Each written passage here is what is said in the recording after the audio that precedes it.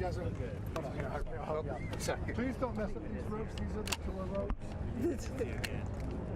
You know, we had to do some wheeling and dealing to get these ropes. We don't want to. Yeah. We brought out the good ropes for State of the Union, so. Okay. You know, We got you. I had to bet.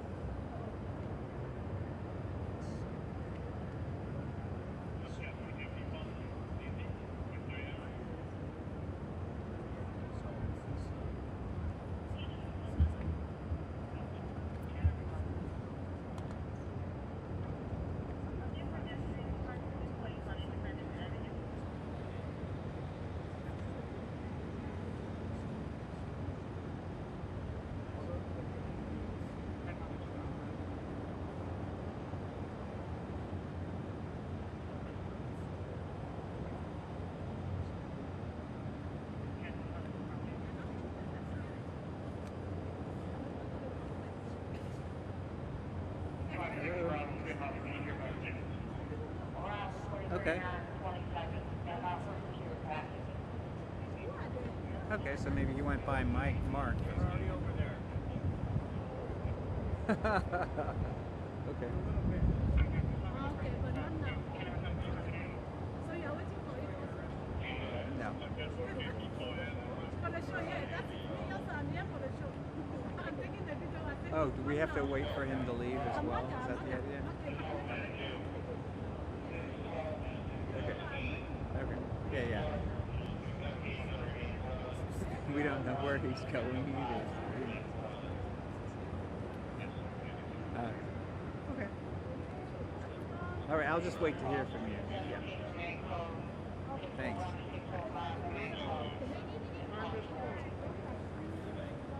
You're good, let him cross.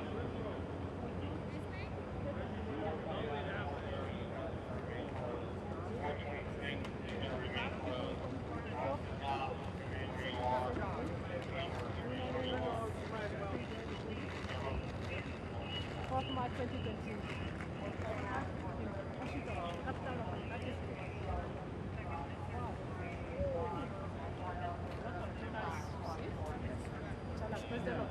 In a different way. Political analysis. Which is You know what I'm saying? They said they're going to tell me when they have eyes. Number one and the There.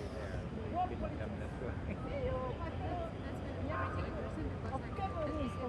I'm sure one of those was probably the vice president. Yeah.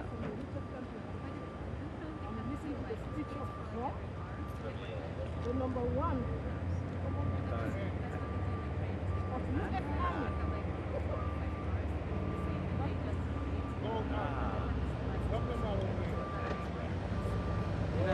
That's a good idea.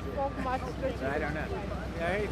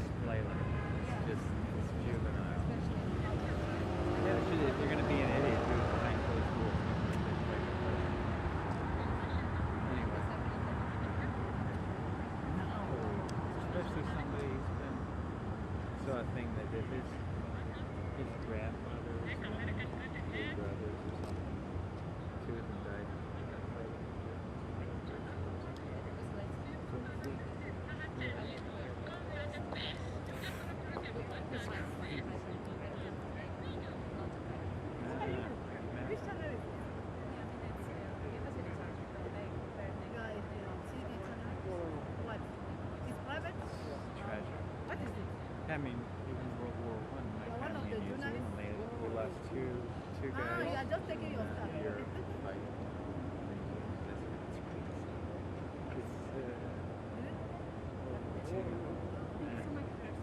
Sure. Yeah. No. Yeah. It's embarrassing. It's embarrassing. I'm just. Yeah, I think that many people know what's going on. They're just like. So sorry. I'm so embarrassed.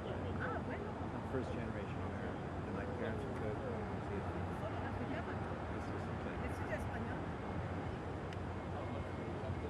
Yeah, I think that there's no sense of all the cops, all the education.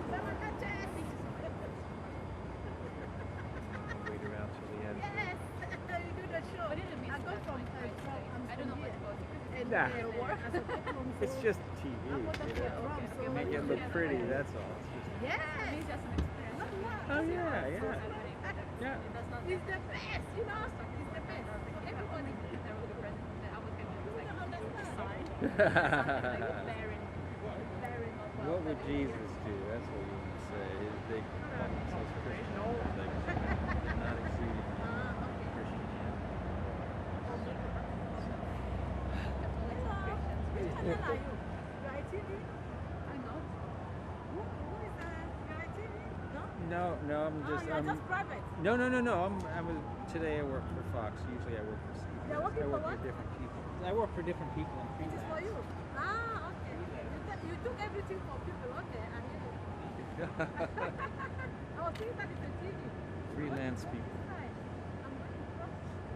I think you can cross. I'm the box, eh? Thank you very much. Yeah, I don't think it's a problem anymore.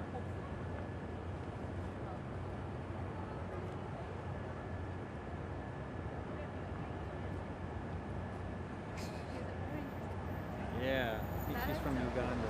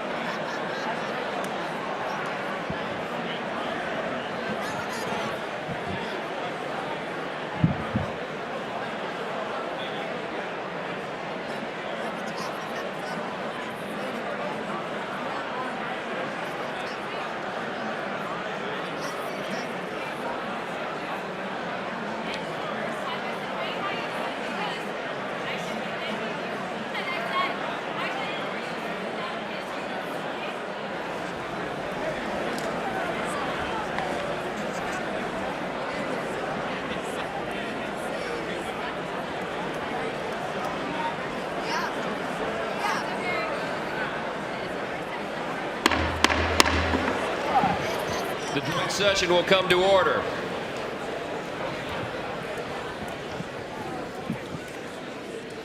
The chair appoints as members of the committee on the part of the House to escort the President of the United States into the chamber the following: the gentleman from Louisiana, Mr. Scalise; the gentleman from Minnesota, Mr. Emmer; the gentlewoman from Michigan, Mrs. McClain; the gentleman from North Carolina, Mr. Hudson; the gentleman from Pennsylvania, Mr. Reschenthaler; the gentleman from Utah, Mr. Moore; the gentlewoman from Indiana, Mrs. Houchin; the gentleman from Oklahoma, Mr. Hearn; the gentleman from New York, Mr. Jeffries; the gentlewoman from Massachusetts, Ms. Clark; the gentleman from California, Mr. Aguilar; the gentleman from California, Mr. Liu; the gentleman from Colorado, Mr. Neguse; the gentlewoman from Washington, Ms. Delbene; the gentlewoman from Michigan, Mrs. Dingell.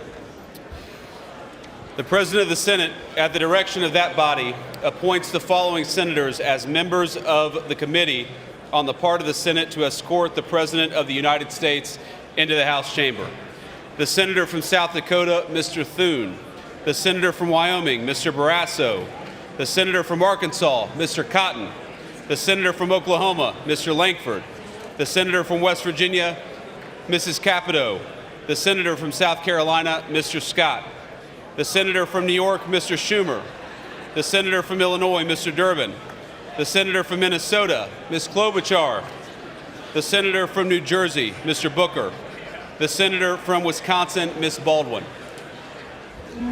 The members of the escort committee will exit the chamber through the lobby doors.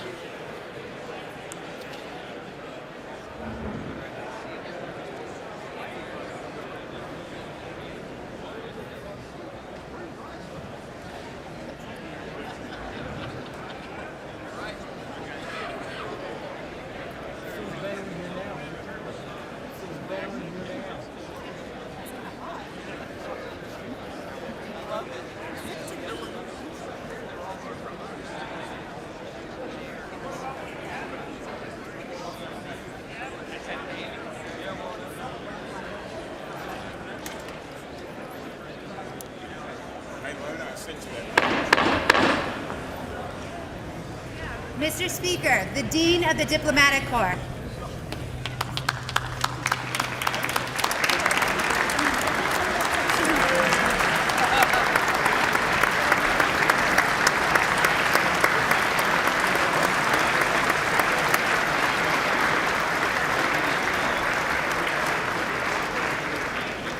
Mr. Speaker, Jonathan Jackson.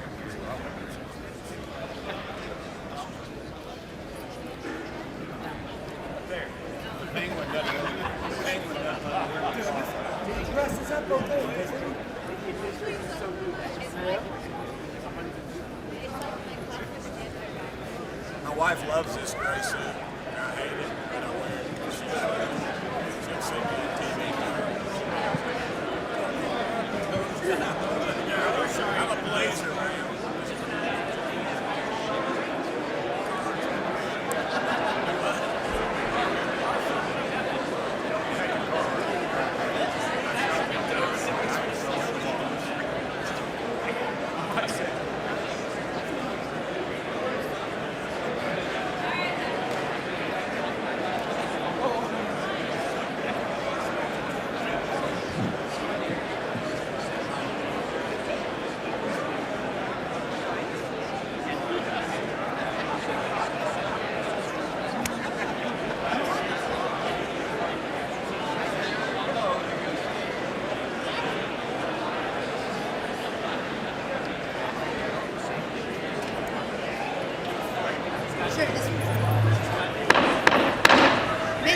Speaker, the Chief Justice and Associate Justices of the United States Supreme Court.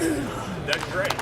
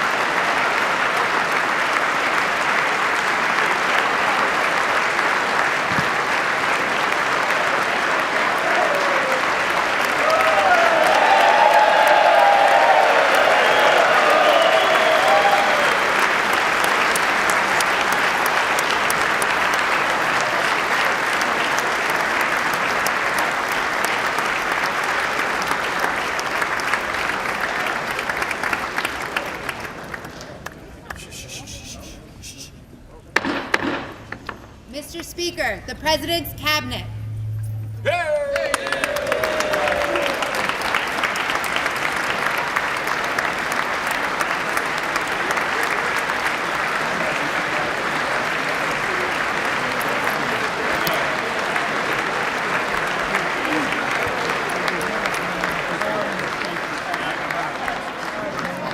That's true. I should have done better.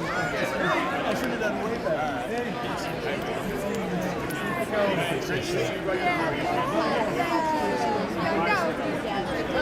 Secretary, can't wait to connect with you. You have so much fun.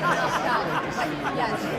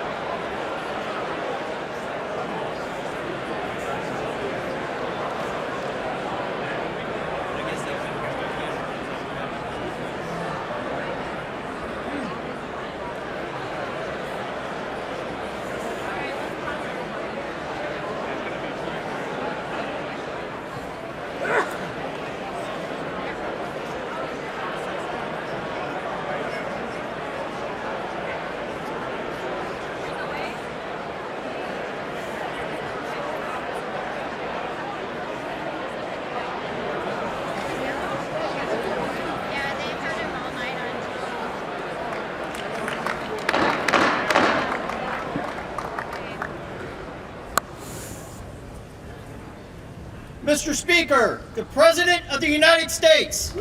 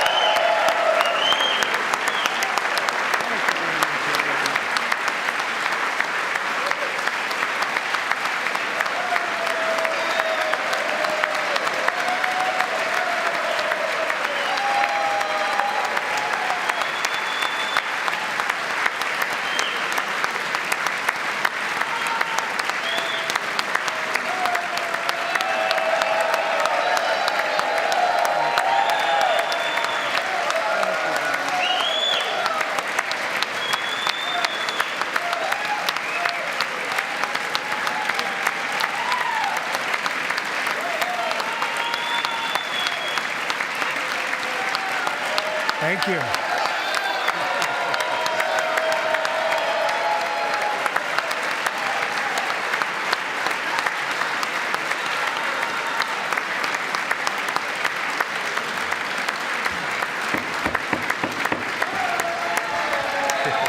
Thank you very much.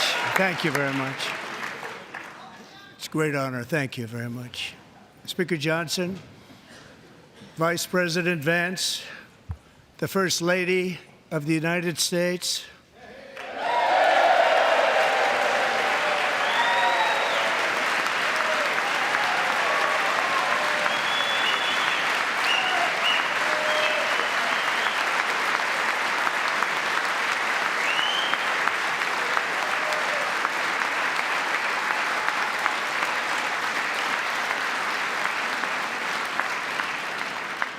members of the United States Congress, thank you very much. And to my fellow citizens, America is back.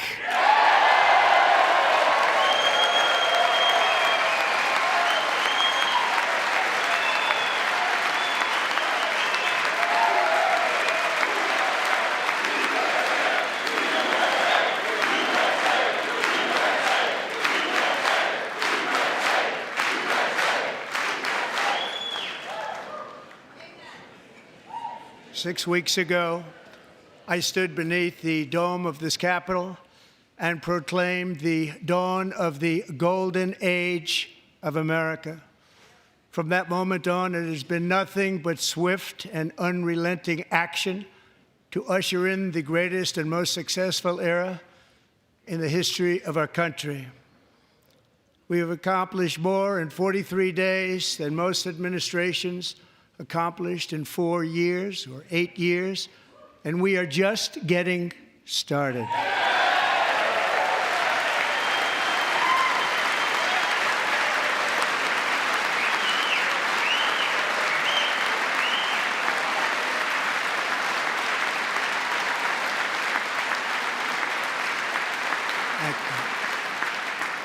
I return to this chamber tonight to report that America's momentum is back, our spirit is back, our pride is back, our confidence is back, and the American dream is surging bigger and better than ever before.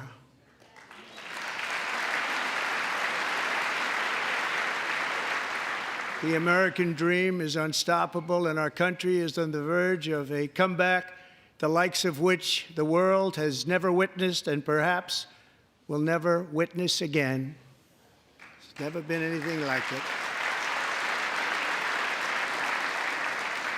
The presidential election of November 5th was a mandate like has not been seen in many decades. We won all 7 swing states, giving us an electoral college victory of 312 votes.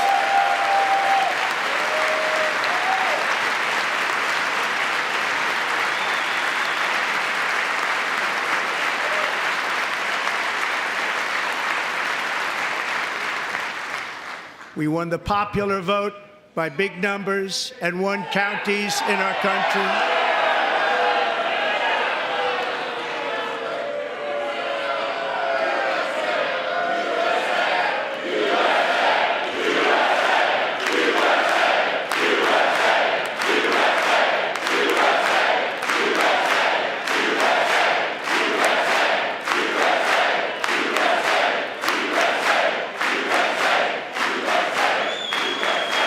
And won counties in our country, 2,700 to 525, on a map that reads almost completely red for Republican.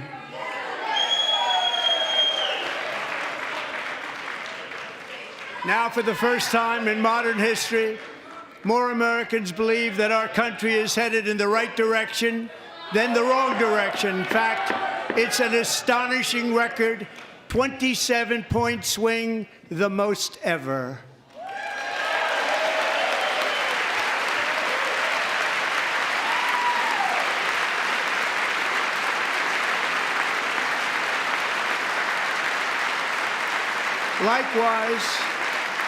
Small business optimism saw its single largest one-month gain ever recorded, a 41-point jump.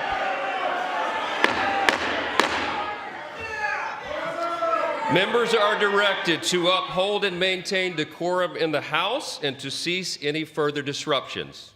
That's your warning.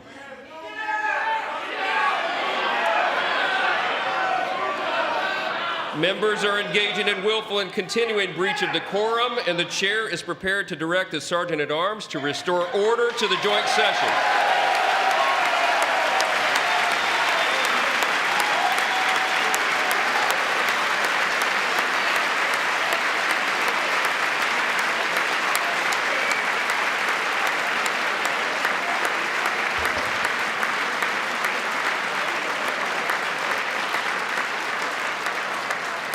Mr. Green, take your seat. Take your seat, sir. Take your seat. Finding that members continue to engage in willful and concerted disruption of proper decorum, the chair now directs the Sergeant-at-Arms to restore order. Remove this gentleman from the chamber.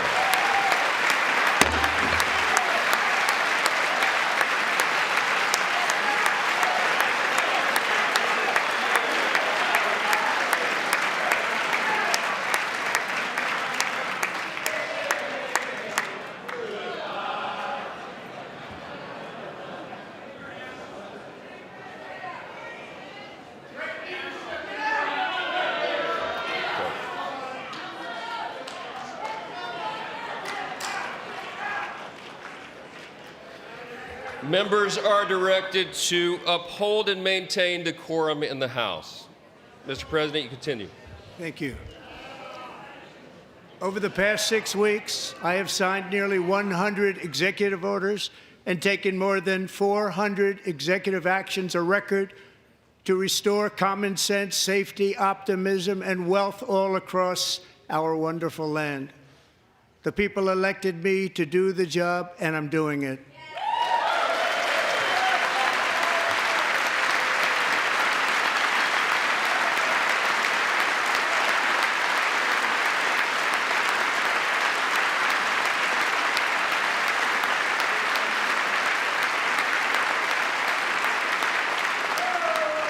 In fact, it has been stated by many that the first month of our presidency, it's our presidency, is the most successful in the history of our nation.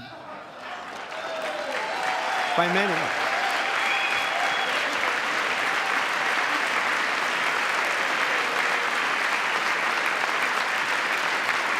And what makes it even more impressive is that, do you know who number 2 is? George Washington. How about that? How about that? I don't know about that list, but we'll take it. Within hours of taking the oath of office, I declared a national emergency on our southern border, and I deployed the U.S. military and Border Patrol to repel the invasion of our country. And what a job they've done. As a result, illegal border crossings last month were by far the lowest ever recorded, ever.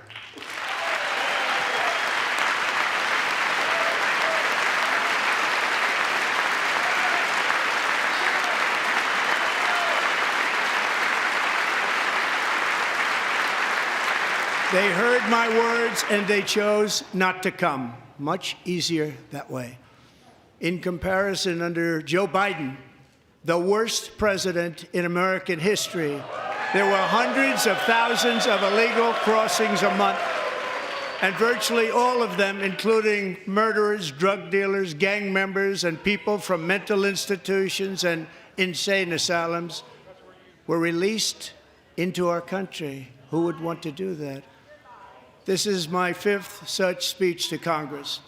And once again, I look at the Democrats in front of me, and I realize there is absolutely nothing I can say to make them happy or to make them stand or smile or applaud. Nothing I can do.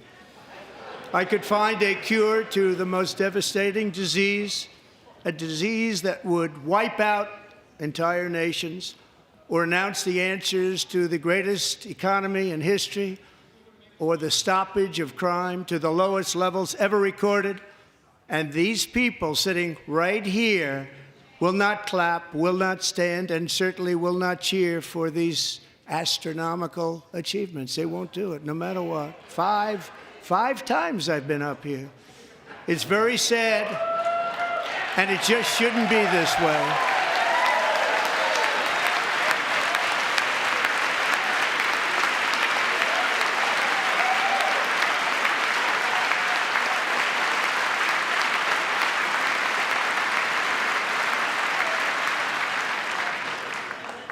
So Democrats sitting before me, for just this one night, why not join us in celebrating so many incredible wins for America? For the good of our nation, let's work together and let's truly make America great again.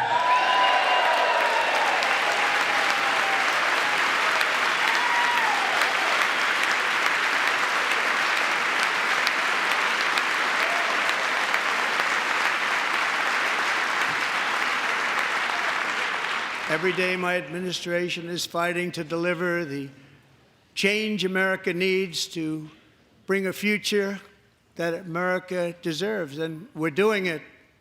This is a time for big dreams and bold action. Upon taking office, I imposed an immediate freeze on all federal hiring, a freeze on all new federal regulations, and a freeze on all foreign aid.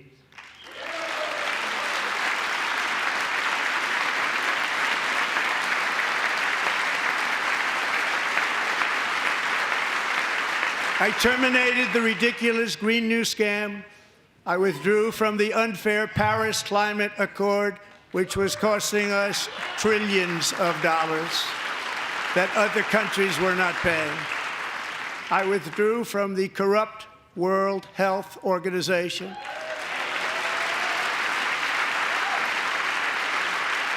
And I also withdrew from the anti-American UN Human Rights Council.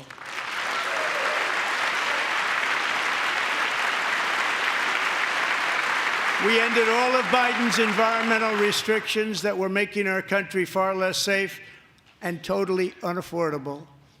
And importantly, we ended the last administration's insane electric vehicle mandate, saving our auto workers and companies from economic destruction.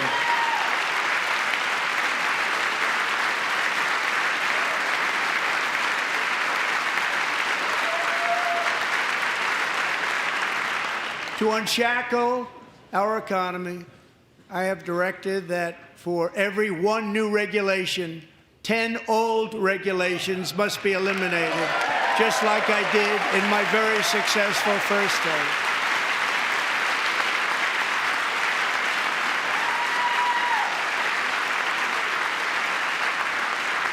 And in that first term, we set records on ending unnecessary rules and regulations like no other president had done before.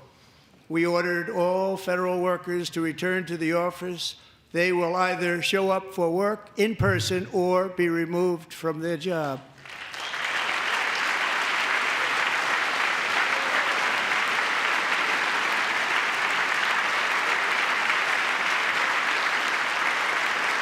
And we have ended weaponized government where, as an example, a sitting president is allowed to viciously prosecute his political opponent, like me. How did that work out? Not too good. Not too good.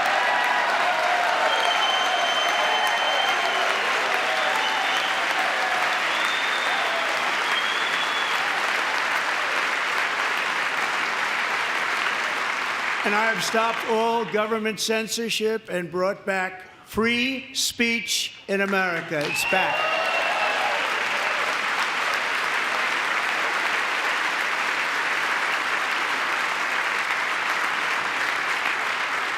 And 2 days ago, I signed an order making English the official language of the United States of America.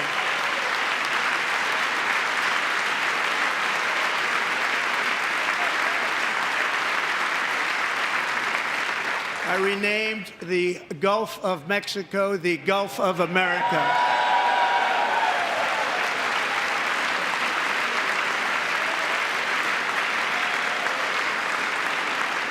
And likewise, I renamed, for a great president, William McKinley, Mount McKinley again. Beautiful Alaska. We love Alaska.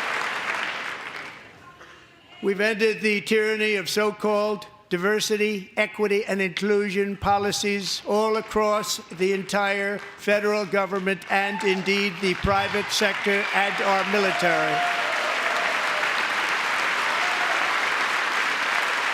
And our country will be woke no longer.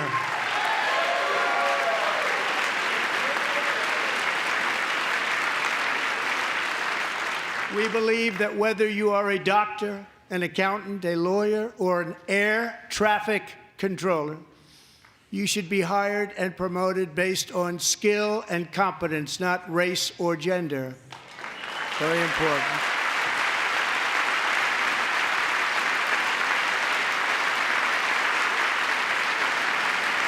You should be hired based on merit. And the Supreme Court, in a brave and very powerful decision, has allowed us to do so. Thank you. Thank you very much. Thank you. We have removed the poison of critical race theory from our public schools, and I signed an order making it the official policy of the United States government that there are only two genders, male and female.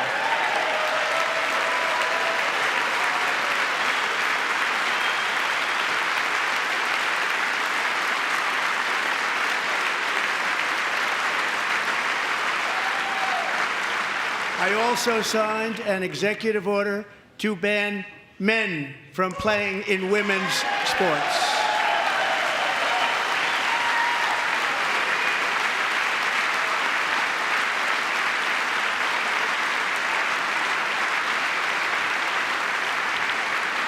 Three years ago, Peyton McNabb was an all-star high school athlete, one of the best, preparing for a future in college sports. But when her girls' volleyball match was invaded by a male, he smashed the ball so hard in Peyton's face, causing traumatic brain injury, partially paralyzing her right side, and ending her athletic career. It was a shot like she's never seen before. She's never seen anything like it. Peyton is here tonight in the gallery, and Peyton, from now on, schools will kick the men off the girls' team, or they will lose all federal funding.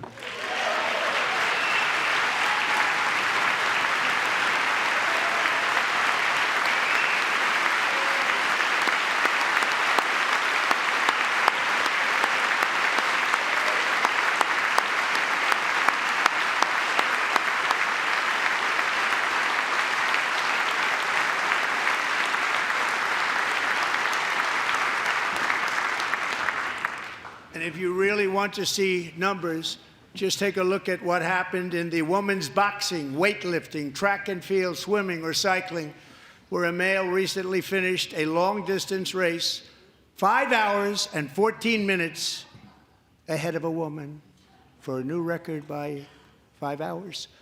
Broke the record by 5 hours. It's demeaning for women, and it's very bad for our country. We're not going to put up with it any longer.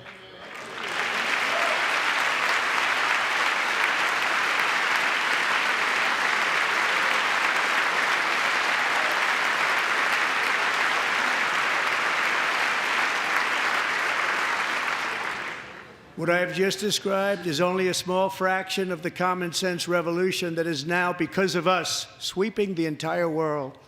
Common sense has become a common theme, and we will never go back. Never. Never going to let that happen. Among my very highest priorities is to rescue our economy and get dramatic and immediate relief to working families. As you know, we inherited from the last administration an economic catastrophe and an inflation nightmare. Their policies drove up energy prices, pushed up grocery costs, and drove the necessities of life out of reach for millions and millions of Americans. They've never had anything like it. We suffered the worst inflation in 48 years, but perhaps even in the history of our country. They're not sure.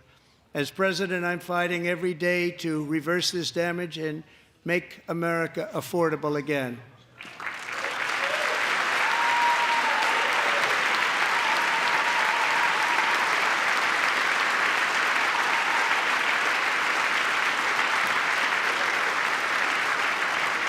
Joe Biden especially let the price of eggs get out of control. The egg price is out of control, and we're working hard to get it back down. Secretary, do a good job on that. You inherited a total mess from the previous administration. Do a good job.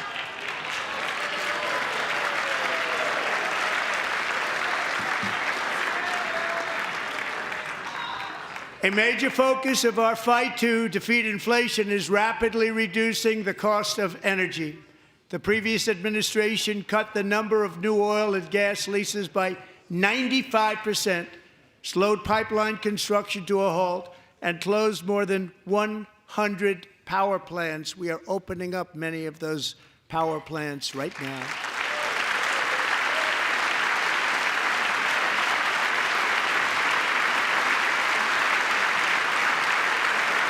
And frankly, we have never seen anything like it. That's why on my first day in office, I declared a national energy emergency. As you've heard me say many times, we have more liquid gold under our feet than any nation on earth, and by far. And now I fully authorize the most talented team ever assembled to go and get it. It's called Drill, Baby, Drill.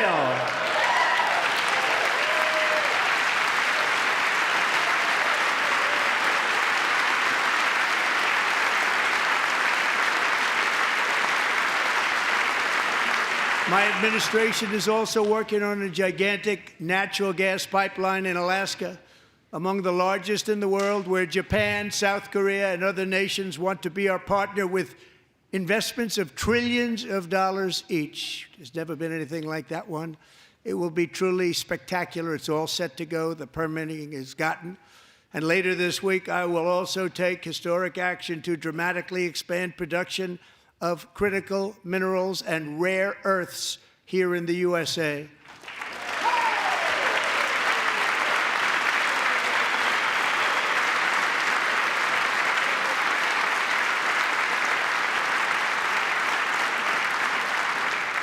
To further combat inflation, we will not only be reducing the cost of energy, but will be ending the flagrant waste of taxpayer dollars.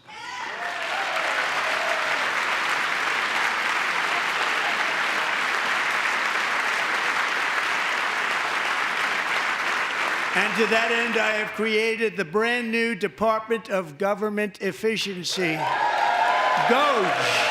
Perhaps you've heard of it. Perhaps.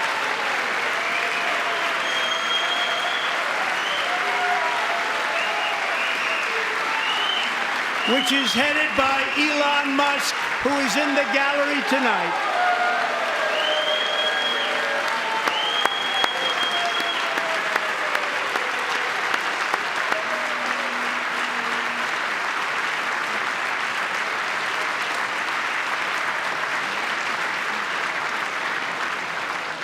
Thank you, Elon. He's working very hard. He didn't need this. He didn't need this. Thank you very much. We appreciate it. Everybody here, even this side, appreciates it, I believe. They just don't want to admit that. Just listen to some of the appalling waste we have already identified. $22 billion from HHS to provide free housing and cars for illegal aliens. $45 million for diversity, equity, and inclusion scholarships in Burma. $40 million to improve the social and economic inclusion of sedentary migrants. Nobody knows what that is. $8 million to promote LGBTQI+ in the African nation of Lesotho, which nobody has ever heard of. $60 million for indigenous peoples and Afro-Colombian empowerment in Central America. $60 million. $8 million for making mice transgender. This is real. $32 million for a left-wing propaganda operation in Moldova. $10 million for male circumcision in Mozambique. $20 million for the Arab Sesame Street in the Middle East. It's a program. $20 million for a program. $1.9 billion to recently created Decarbonization of Homes Committee, headed up, and we know she's involved. Just at the last moment, the money was passed over by a woman named Stacey Abrams. Have you ever heard of her? A $3.5 million consulting contract for lavish fish monitoring. $1.5 million for voter confidence in Liberia. $14 million for social cohesion in Mali. $59 million for illegal alien hotel rooms in New York City. He's a real estate developer. He's done very well. $250,000 to increase vegan local climate action innovation in Zambia. $42 million for social and behavior change in Uganda. $14 million for improving public procurement in Serbia. $47 million for improving learning outcomes in Asia. Asia's doing very well with learning. We know what we're doing. We should use it ourselves. And $101 million for DEI contracts at the Department of Education. The most ever paid, nothing even like it. Under the Trump administration, all of these scams, and they're far worse, but I didn't think it was appropriate to talk about them. They're so bad. Many more have been found out and exposed and swiftly terminated by a group of very intelligent, mostly young people, headed up by Elon, and we appreciate it. We found hundreds of billions of dollars of fraud.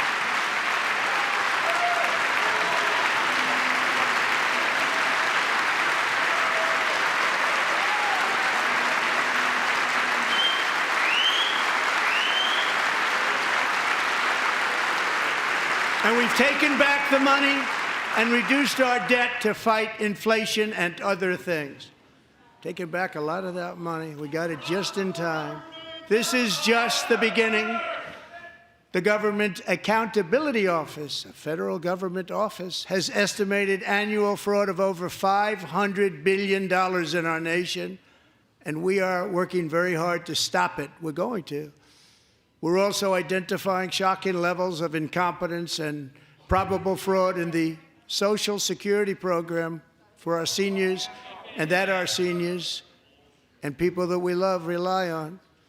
Believe it or not, government databases list 4.7 million Social Security members from people aged 100 to 109 years old.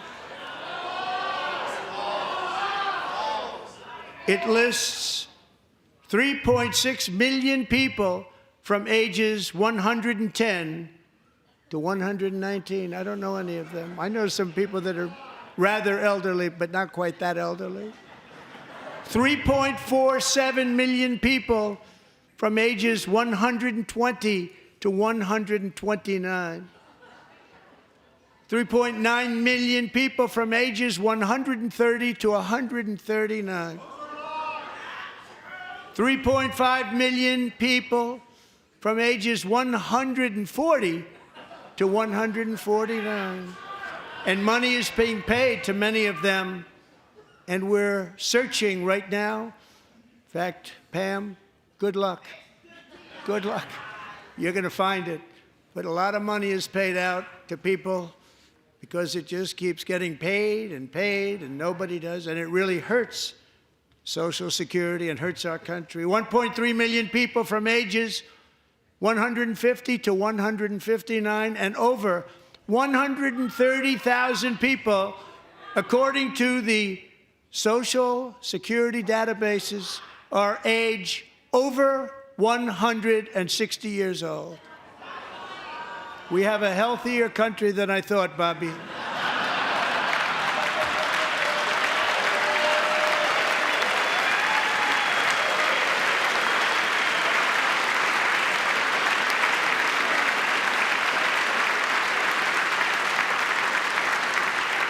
Including, to finish, 1,039 people between the ages of 220 and 229, one person between the age of 240 and 249, and one person is listed at 360 years of age. More than 100 years older than our country.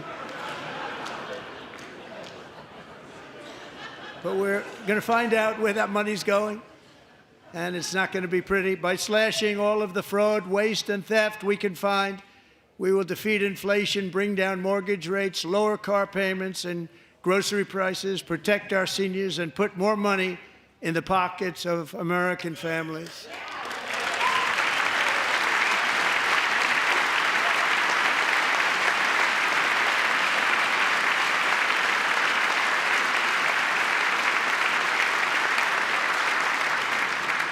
And today, interest rates took a beautiful drop, big, beautiful drop. It's about time.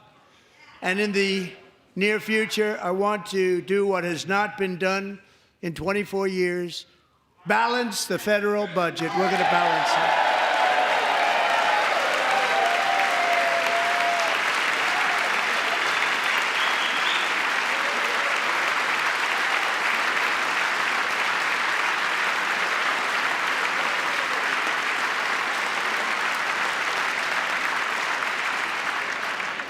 With that goal in mind, we have developed in great detail what we are calling the Gold Card, which goes on sale very, very soon. For $5 million, we will allow the most successful job-creating people from all over the world to buy a path to U.S. citizenship. It's like the green card, but better and more sophisticated. And these people will have to pay tax in our country. They won't have to pay tax from where they came. The money that they've made, you wouldn't want to do that, but they have to pay tax, create jobs. They'll also be taking people out of colleges and paying for them so that we can keep them in our country instead of having them being forced out. Number one, at the top school, as an example, being forced out and not being allowed to stay and create tremendous numbers of jobs and great success for a company out there. So while we take out the criminals, killers, traffickers, and child predators who are allowed to enter our country under the open border policy of these people, the Democrats, the Biden administration, the open border insane policies that you've allowed to destroy our country, we will now bring in brilliant, hardworking, job-creating people. They're going to pay a lot of money, and we're going to reduce our debt with that money.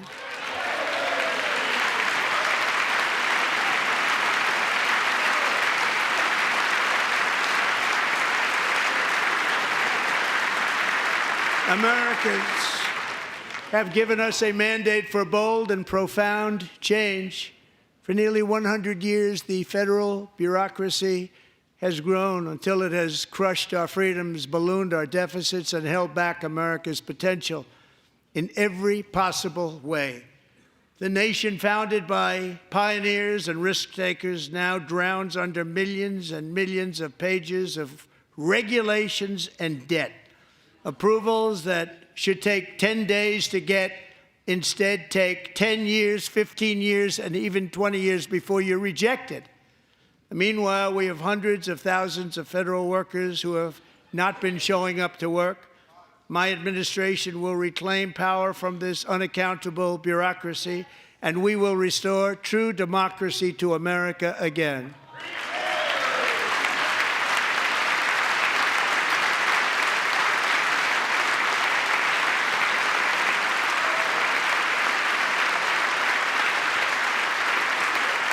And any federal bureaucrat who resists this change will be removed from office immediately.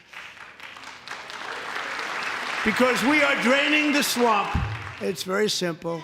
And the days of rule by unelected bureaucrats are over.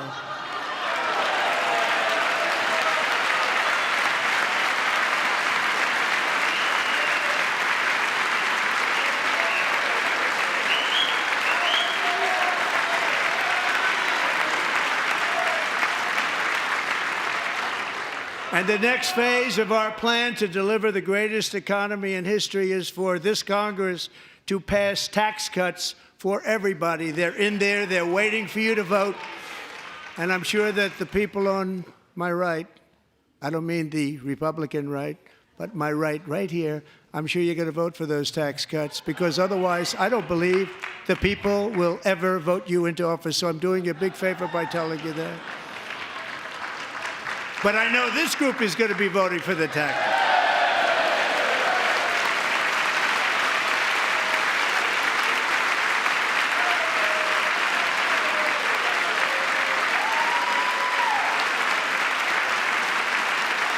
Thank you. It's a very, very big part of our plan. We had tremendous success in our first term with it. A very big part of our plan. We're seeking permanent income tax cuts all across the board.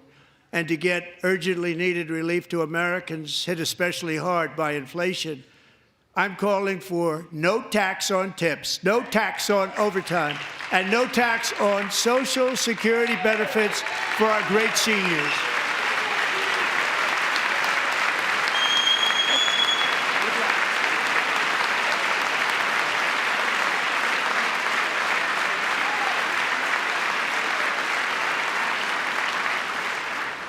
And I also want to make interest payments on car loans tax deductible, but only if the car is made in America.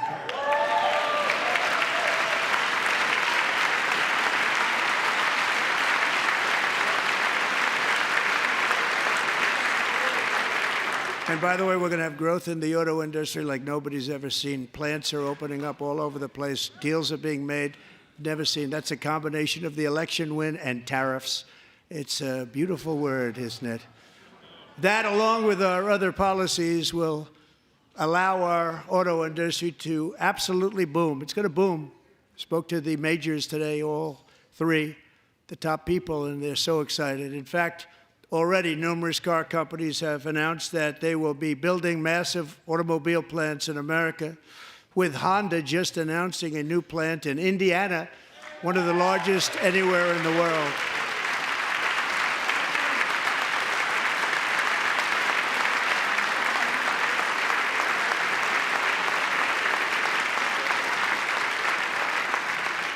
And this has taken place since our great victory on November 5th, a date which will hopefully go down as one of the most important in the history of our country.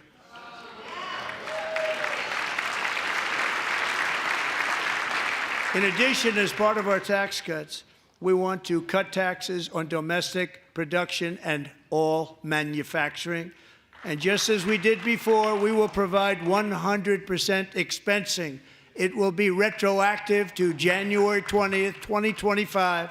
And it was one of the main reasons why our tax cuts were so successful in our first term, giving us the most successful economy in the history of our country. First term. We had a great first term.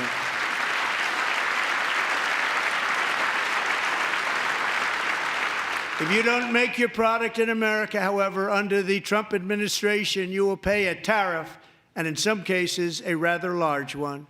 Other countries have used tariffs against us for decades, and now it's our turn to start using them against those other countries. On average, the European Union, China, Brazil, India, Mexico, and Canada, have you heard of them? And countless other nations charge us tremendously higher tariffs than we charge them. It's very unfair. India charges us auto tariffs higher than 100%. China's average tariff on our products is twice what we charge them. And South Korea's average tariff is 4 times higher. Think of that, 4 times higher. And we give so much help militarily and in so many other ways to South Korea, but that's what happens. This is happening by friend and foe. This system is not fair to the United States and never was, and so on April 2nd, I wanted to make it April 1st, but I didn't want to be accused of April Fool's Day. That's not, just one day cost us a lot of money. But we're going to do it in April. I'm a very superstitious person.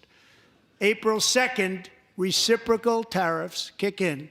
And whatever they tariff us, other countries, we will tariff them. That's reciprocal, back and forth. Whatever they tax us, we will tax them.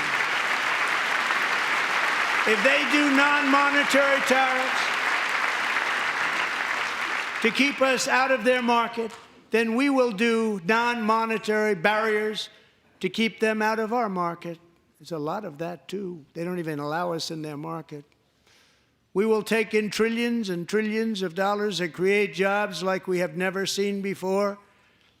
I did it with China, and I did it with others, and the Biden administration couldn't do anything about it because there was so much money they couldn't do anything about it.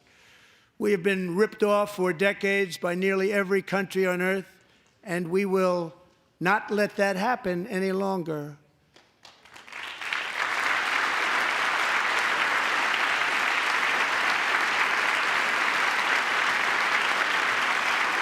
Much has been said over the last 3 months about Mexico and Canada, but we have very large deficits with both of them. But even more importantly, they've allowed fentanyl to come into our country at levels never seen before, killing hundreds of thousands of our citizens and many very young, beautiful people, destroying families. Nobody's ever seen anything like it. They are, in effect, receiving subsidies of hundreds of billions of dollars. We pay subsidies to Canada and to Mexico of hundreds of billions of dollars, and the United States will not be doing that any longer. We're not going to do it any longer.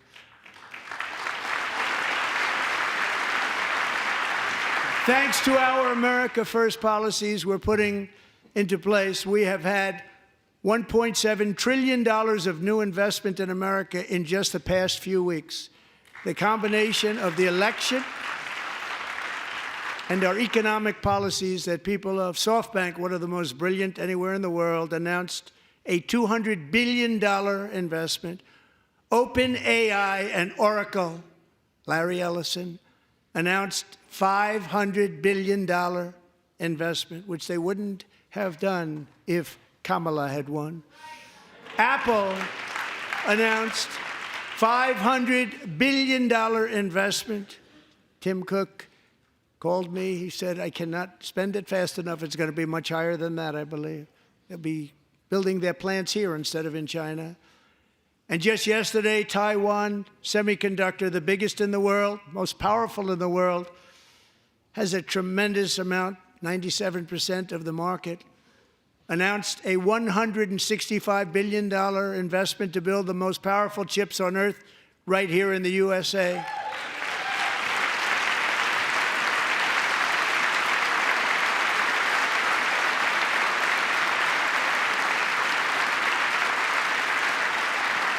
And we're not giving them any money. Your CHIPS Act is a horrible, horrible thing. We give hundreds of billions of dollars, and it doesn't mean a thing. They take our money and they don't spend it. All that meant to them, we're giving them no money. All that was important to them was they didn't want to pay the tariffs, so they came and they're building, and many other companies are coming. We don't have to give them money. We just want to protect our businesses and our people. And they will come because they won't have to pay tariffs if they build in America. So it's very amazing. You should get rid of the CHIP Act, and whatever's left over, Mr. Speaker, you should use it to reduce debt or any other reason you want to.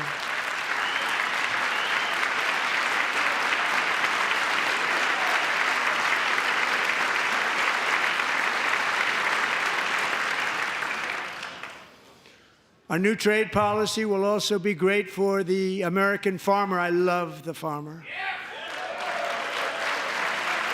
Who will now be selling into our home market, the USA, because nobody is going to be able to compete with you.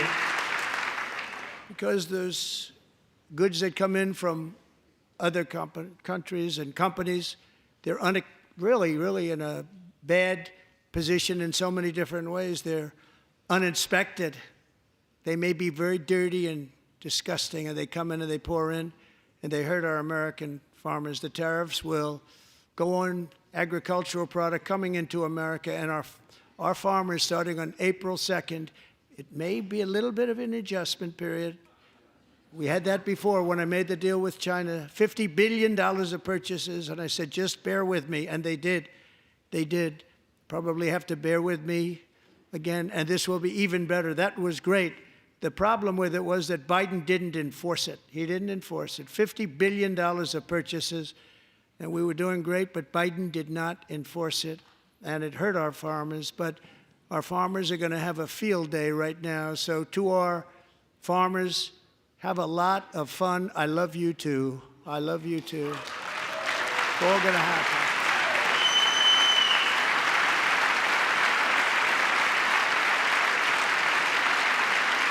And I have also imposed a 25% tariff on foreign aluminum, copper, lumber, and steel, because if we don't have, as an example, steel and lots of other things, we don't have a military, and frankly, we just won't have a country very long. Here today is a proud American steelworker, fantastic person from Decatur, Alabama, Jeff Denard. Has been working at the same steel plant for 27 years in a job that has allowed him to serve as the captain of his local volunteer fire department, raise 7 children with his beautiful wife, Nicole, and over the years provide a loving home for more than 40 foster children. So great, Jeff.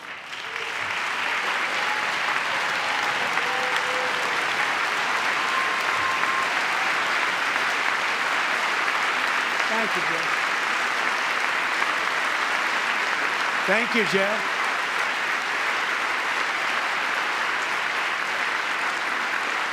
Stories like Jeff's remind us that tariffs are not just about protecting American jobs.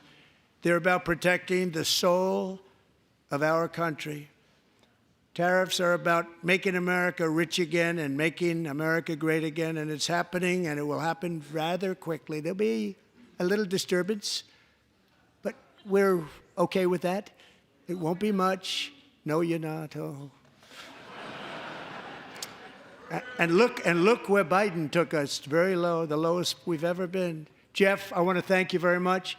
And I also want to recognize another person who has devoted herself to foster care community. She works so hard on it. A very loving person, our magnificent First Lady of the United States.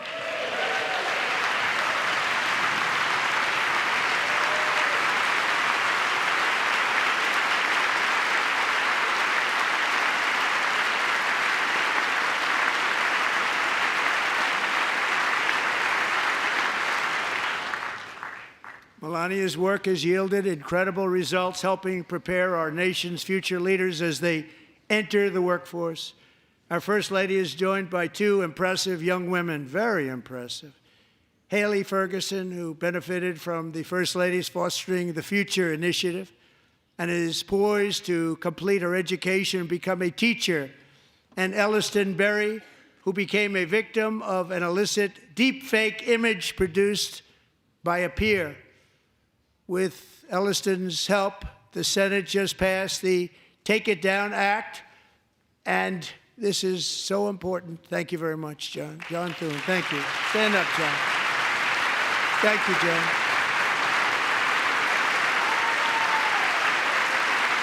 Thank you all very much.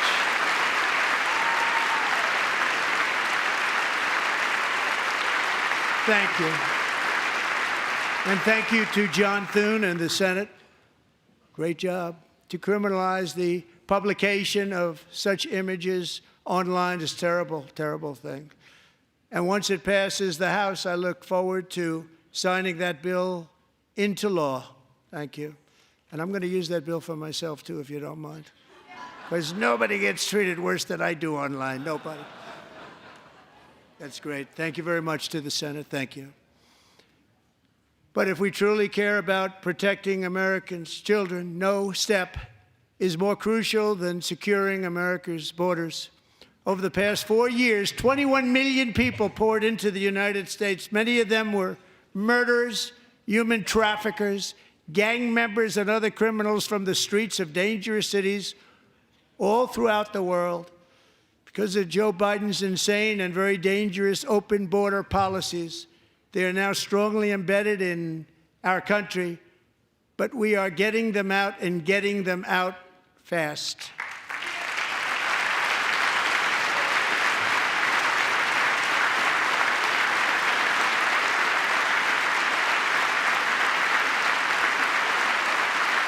And I want to thank Tom Homan and Christy. I want to thank you and Paul of Border Patrol.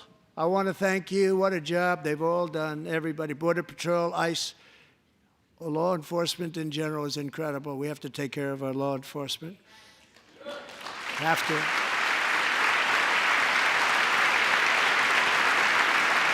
Last year,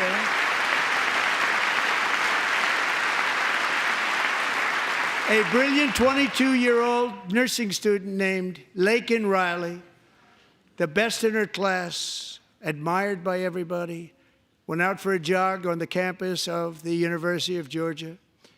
That morning, Laken was viciously attacked, assaulted, beaten, brutalized, and horrifically murdered. Laken was stolen from us by a savage illegal alien gang member who was arrested while trespassing across Biden's open southern border and then set loose into the United States under the heartless policies of that failed administration. It was indeed a failed administration. He had then been arrested and released in a Democrat-run sanctuary city, a disaster, before ending the life of this beautiful young angel. With us this evening are Laken's beloved mother, Allison, and her sister, Lauren.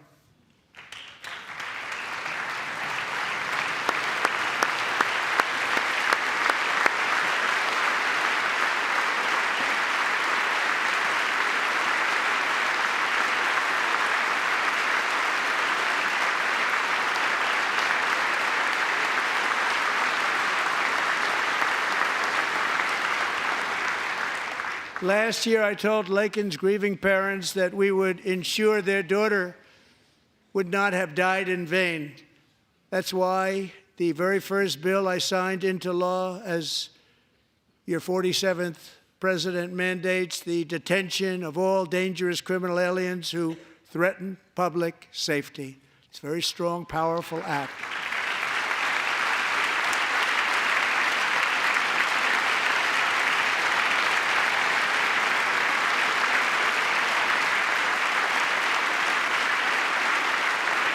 It's called the Laken-Riley Act. So Allison and Lauren, America will never, ever forget our beautiful Laken Hope Riley.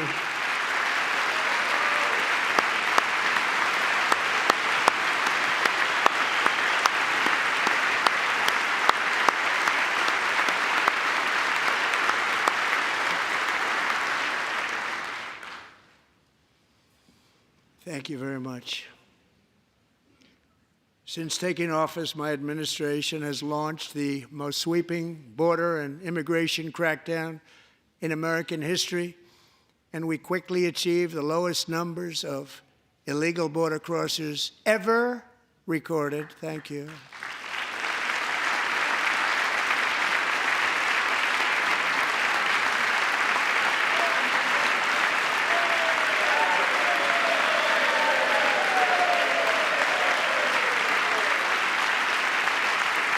The media and our friends in the Democrat Party kept saying we needed new legislation, we must have legislation to secure the border.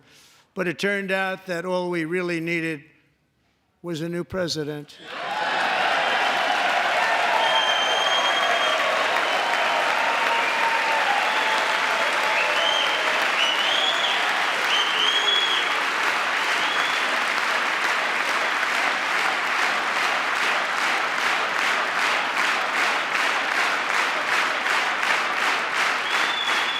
Thank you. Joe Biden didn't just open our borders, he flew illegal aliens over them to overwhelm our schools, hospitals, and communities throughout the country. Entire towns like Aurora, Colorado, and Springfield, Ohio, buckled under the weight of the migrant occupation and corruption like nobody's ever seen before. Beautiful towns destroyed. Now, just as I promised in my inaugural address, we are achieving the great liberation of America.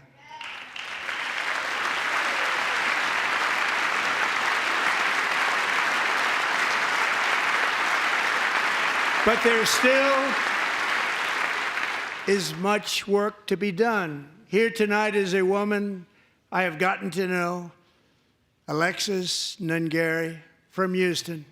Wonderful woman. Last June, Alexis's 12-year-old daughter, her precious Jocelyn, walked to a nearby convenience store.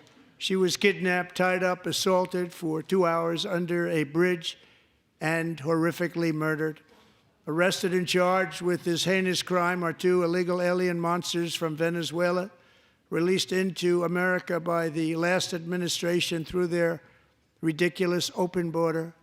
The death of this beautiful 12-year-old girl and the agony of her mother and family touched our entire nation greatly. Alexis, I promised that we would always remember your daughter, your magnificent daughter, and earlier tonight, I signed an order keeping my word to you.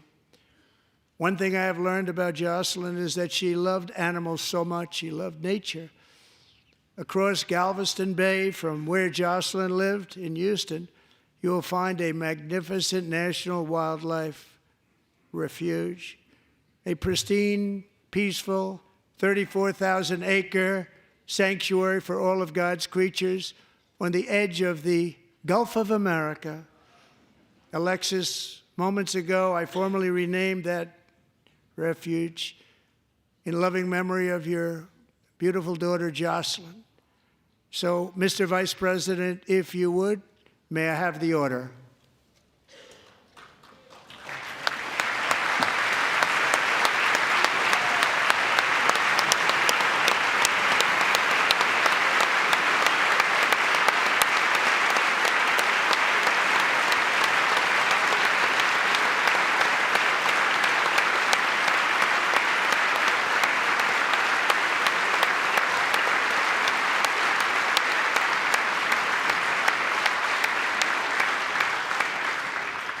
Thank you very much.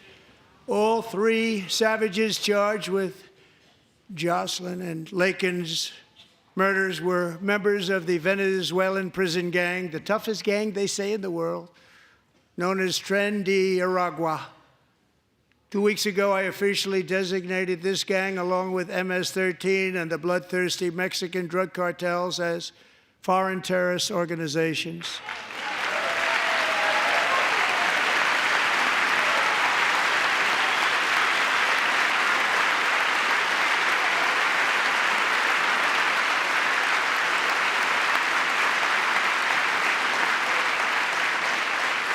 They are now officially in the same category as ISIS, and that's not good for them.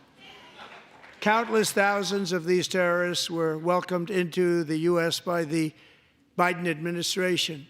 But now every last one will be rounded up and forcibly removed from our country, or, if they're too dangerous, put in jails, standing trial in this country, because we don't want them to come back ever. With us this evening is a warrior on the front lines of that battle, Border Patrol Agent Roberto Ortiz. Great guy.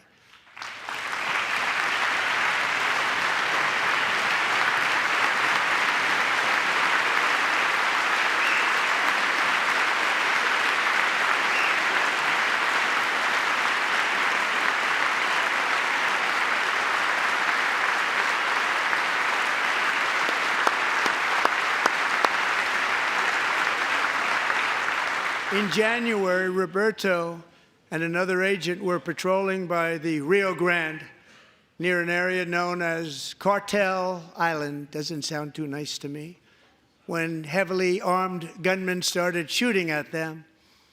Roberto saw that his partner was totally exposed, at great danger, and he leapt into action, returning fire and providing crucial seconds for his fellow agent to seek safety, just barely.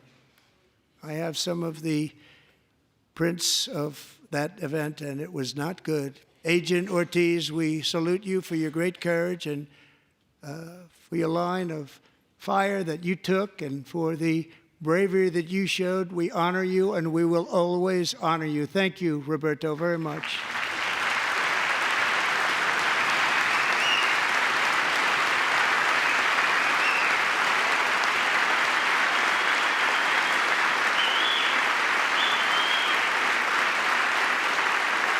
Thank you, Roberto. And I actually got to know him on my many calls to the border. He's a great gentleman. The territory to the immediate south of our border is now dominated entirely by criminal cartels that murder, rape, torture, and exercise total control. They have total control over a whole nation, posing a grave threat to our national security. The cartels are waging war in America, and it's time for America to wage war on the cartels, which we are doing.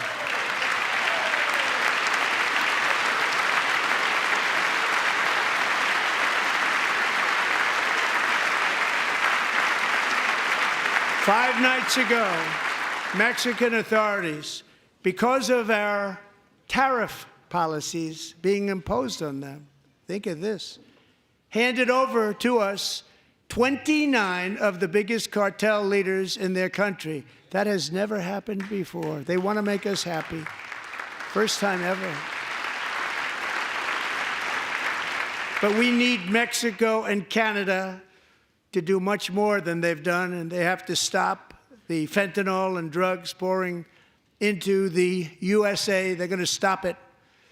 I have sent Congress a detailed funding request laying out exactly how we will eliminate these threats to protect our homeland and complete the largest deportation operation in American history, larger even than current record holder, President Dwight D. Eisenhower, a moderate man, but someone who believed very strongly in borders.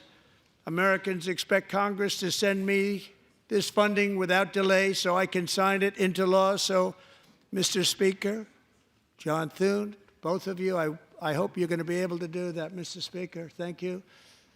Mr. Leader, thank you. Thank you very much. And let's get it to me. I'll sign it so fast, you won't even believe it.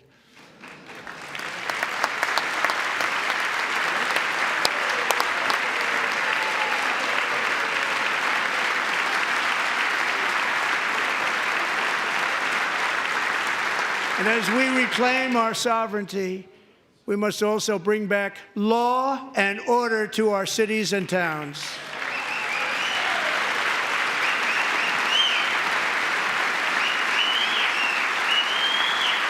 In recent years, our justice system has been turned upside down by radical left lunatics. Many jurisdictions virtually ceased enforcing the law against dangerous repeat offenders while weaponizing law enforcement against political opponents like me. My administration has acted swiftly and decisively to restore fair, equal, and impartial justice under the constitutional rule of law, starting at the FBI and the DOJ. Pam, good luck. Cash, wherever you may be, good luck. Good luck. Pam Bondi. Good luck. So important. Going to do a great job. Cash, thank you. Thank you, Cash.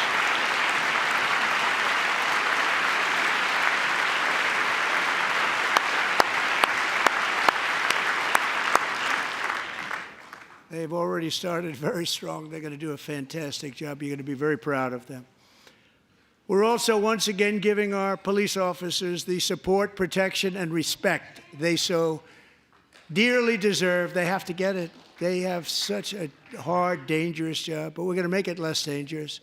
The problem is the bad guys don't respect the law, but they're starting to respect it, and they soon will respect it.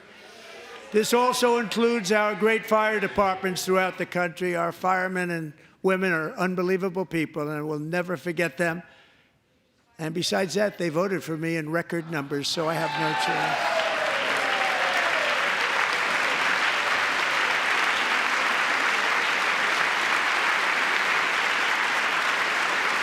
1 year ago this month, 31-year-old New York police officer Jonathan Diller, unbelievably wonderful person and a great officer, was gunned down at a traffic stop on Long Island. I went to his funeral. The vicious criminal charged with his murder had 21 prior arrests, and they were rough arrests, too. He was a real bad one.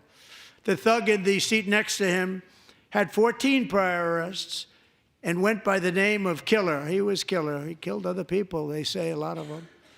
I attended Officer Diller's service, and when I met his wife and one-year-old son, Ryan, it was very inspirational, actually. His widow's name is Stephanie, and she is here tonight. Stephanie, thank you very much, Stephanie. Thank you very much.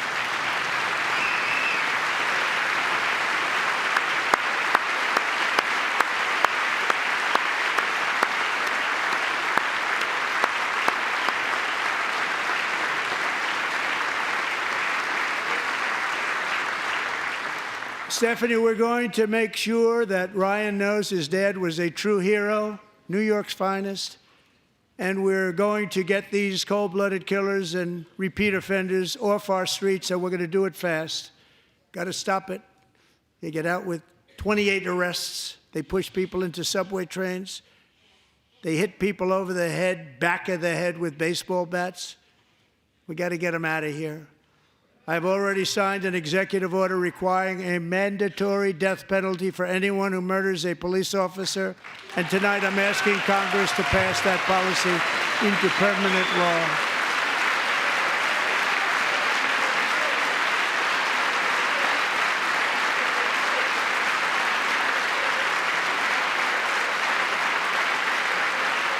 I'm also asking for a new crime bill getting tough on repeat offenders while enhancing protections for America's police officers so they can do their jobs without fear of their lives being totally destroyed.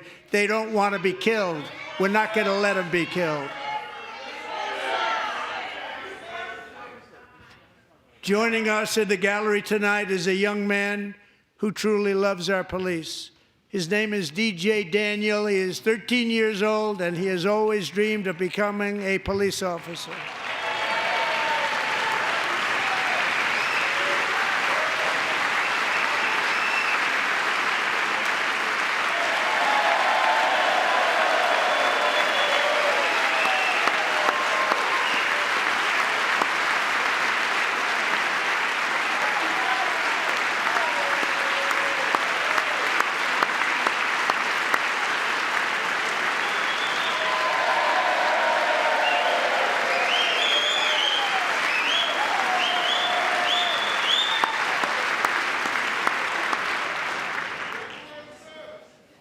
But in 2018, DJ was diagnosed with brain cancer.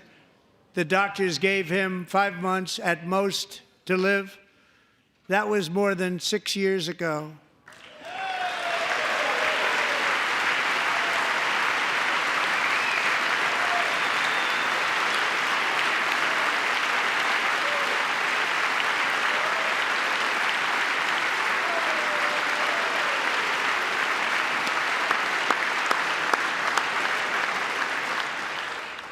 Since that time, DJ and his dad have been on a quest to make his dream come true, and DJ has been sworn in as an honorary law enforcement officer, actually a number of times. The police love him, the police departments love him. And tonight, DJ, we're going to do you the biggest honor of them all. I am asking our new Secret Service Director, Sean Curran, to officially make you an agent of the United States Secret Service.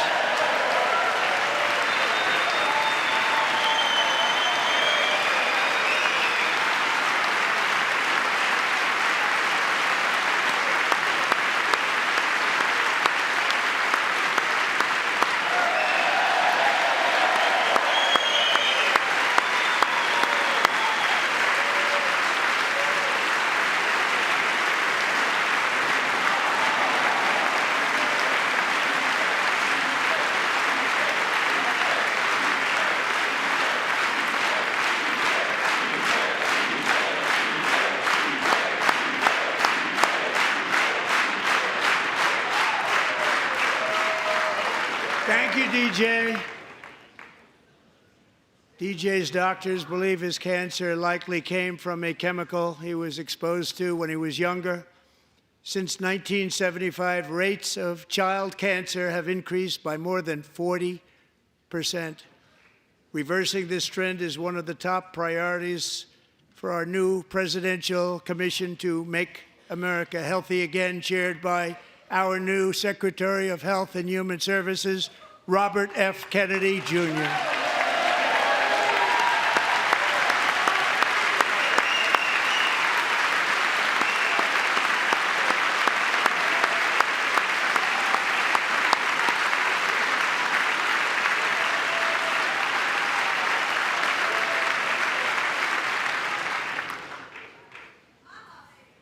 With the name Kennedy, you would have thought everybody over here would have been cheering. How quickly they forget. Our goal is to get toxins out of our environment, poisons out of our food supply, and keep our children healthy and strong. As an example, not long ago, and you can't even believe these numbers, 1 in 10,000 children had autism, 1 in 10,000. And now it's 1 in 36. There's something wrong, 1 in 36. Think of that. So we're going to find out what it is, and there's nobody better than Bobby and all of the people that are working with you. You have the best to figure out what is going on. Okay, Bobby, good luck. It's a very important job. Thank you. Good job.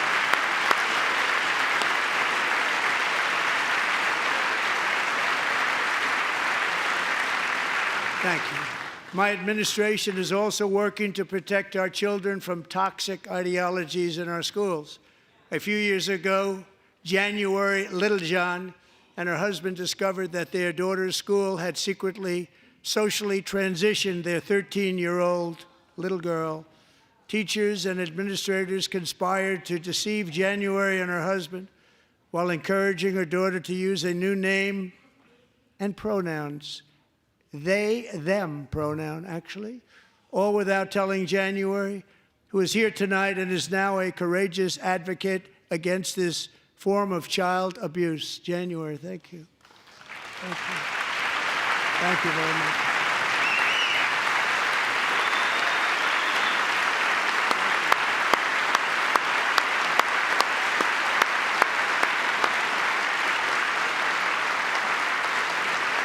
Thank you. Stories like this are why, shortly after taking office, I signed an executive order banning public schools from indoctrinating our children with transgender ideology.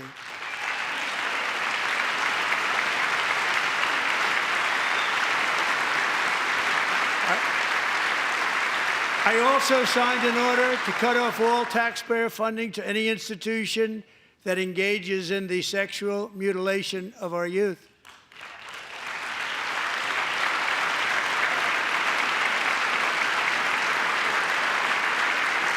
And now I want Congress to pass a bill permanently banning and criminalizing sex changes on children and forever ending the lie that any child is trapped in the wrong body.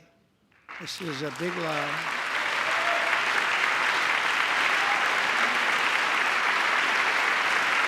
And our message to every child in America is that you are perfect exactly the way God made you.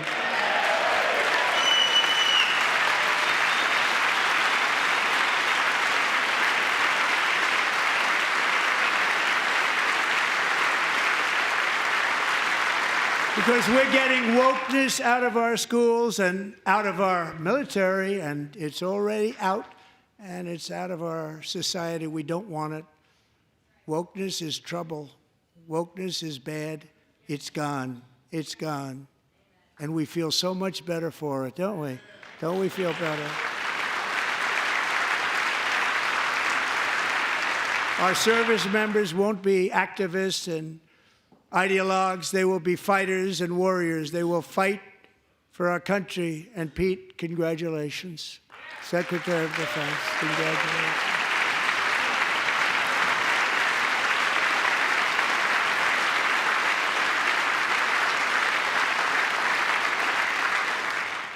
And he's not big into the woke movement, I can tell you. I know him well. I am pleased to report that in January, the U.S. Army had its single best recruiting month in 15 years, and that all armed services are having among the best recruiting results ever in the history of our services. What a difference.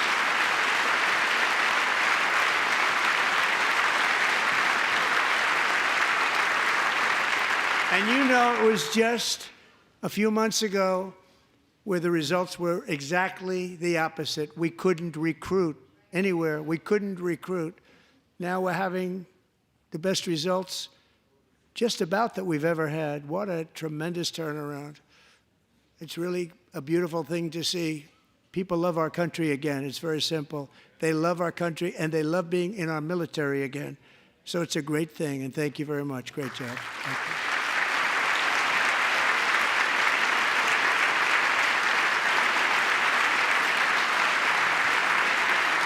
We're joined tonight by a young man, Jason Hartley, who knows the weight of that call of duty. Jason's father, grandfather, and great-grandfather all wore the uniform. Jason tragically lost his dad, who was also a Los Angeles County Sheriff's deputy when he was just a boy, and now he wants to carry on the family legacy of service. Jason is a senior in high school, a 6-letter varsity athlete, a really good athlete, they say, a brilliant student with a 4.46, that's good, GPA. And his greatest dream is to attend the U.S. Military Academy at West Point.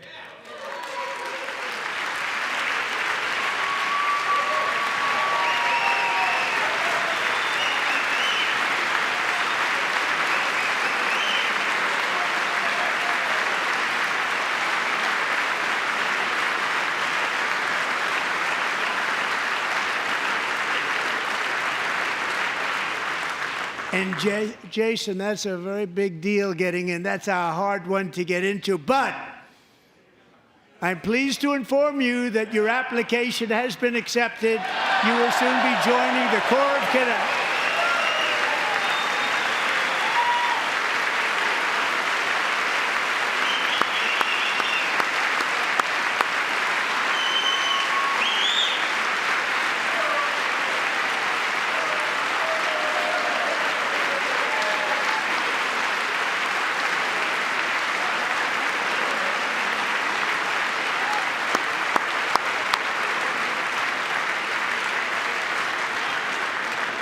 Thank you. Jason, you're going to be on the long gray line, Jason. As Commander-in-Chief, my focus is on building the most powerful military of the future. As a first step, I'm asking Congress to fund a state-of-the-art Golden Dome missile defense shield to protect our homeland, all made in the USA.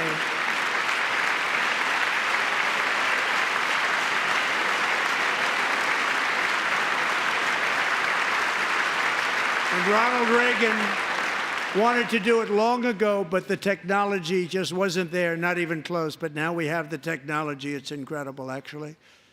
And other places, they have it. Israel has it. Other places have it. And the United States should have it too, right, Tim, right?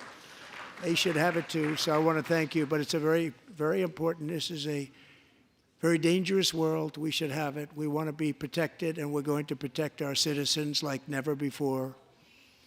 To boost our defense industrial base, we are also going to resurrect the American shipbuilding industry, including commercial shipbuilding and military shipbuilding.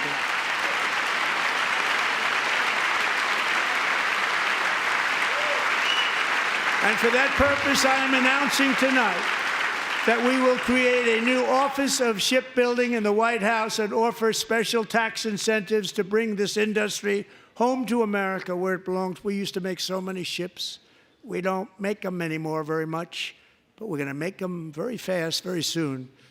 It will have a huge impact. To further enhance our national security, my administration will be reclaiming the Panama Canal, and we've already started doing it.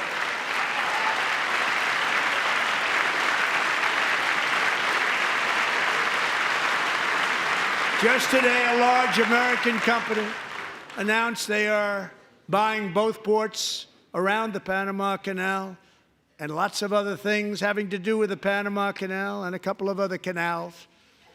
The Panama Canal was built by Americans for Americans, not for others, but others could use it. But it was built at tremendous cost of American blood and treasure. 38,000 workers died building the Panama Canal. They died of malaria. They died of snake bites and mosquitoes. Not a nice place to work. They paid them very highly to go there, knowing there was a 25% chance that they would die.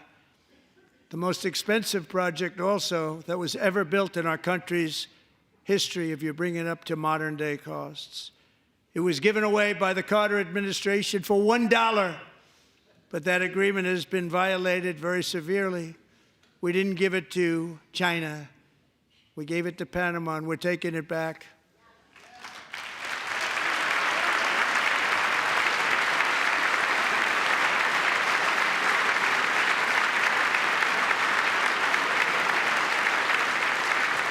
And we have Marco Rubio in charge. Good luck, Marco.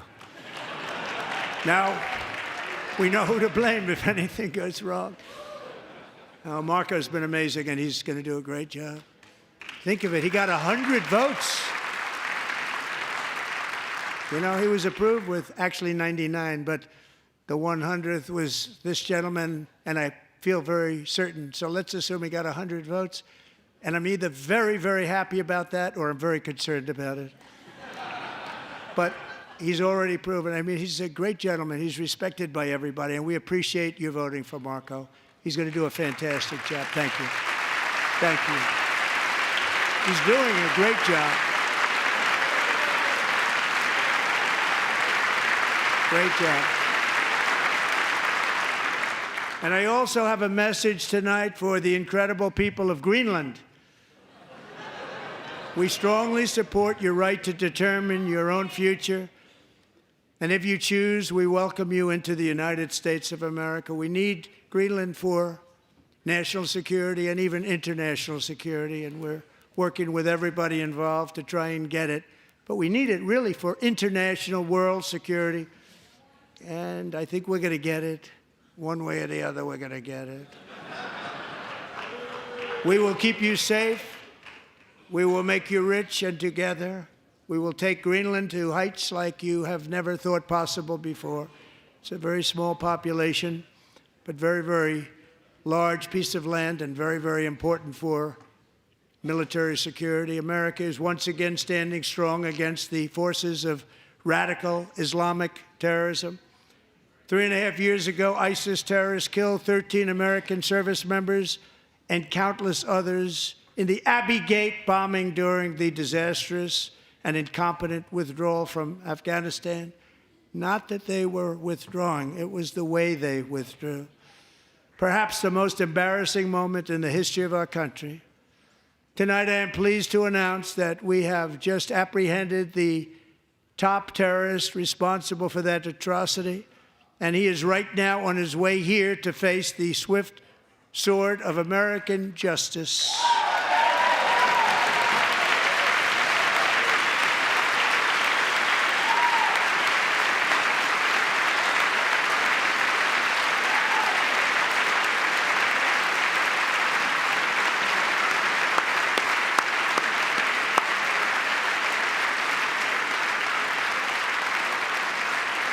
And I want to thank especially the government of Pakistan for helping arrest this monster. This was a very momentous day for those 13 families who I actually got to know very well, most of them, whose children were murdered, and the many people that were so badly, over 42 people, so badly injured on that fateful day in Afghanistan. What a horrible day. Such incompetence was shown that when Putin saw what happened, I guess he said, wow, maybe this is my chance. That's how bad it was. Should have never happened. Grossly incompetent people. I spoke to many of the parents and loved ones, and they're all in our hearts tonight. Just spoke to them on the phone. We had a big call every one of them called, and everybody was on the line, and they did nothing but cry with happiness. They were very happy, as happy as you can be under those circumstances. Their child, brother, sister, son, daughter was killed for no reason whatsoever. In the Middle East, we're bringing back our hostages from Gaza. In my first term, we achieved one of the most groundbreaking peace agreements in generations, the Abraham Accords.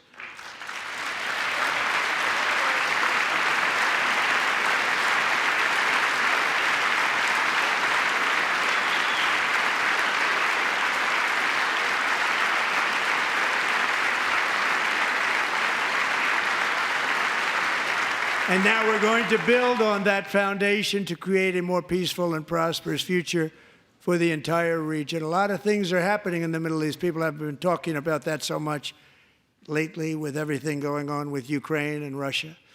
But a lot of things are happening in the Middle East. It's a rough neighborhood, actually. I'm also working tirelessly to end the savage conflict in Ukraine. Millions of Ukrainians and Russians have been needlessly killed or wounded in this horrific and brutal conflict with no end in sight.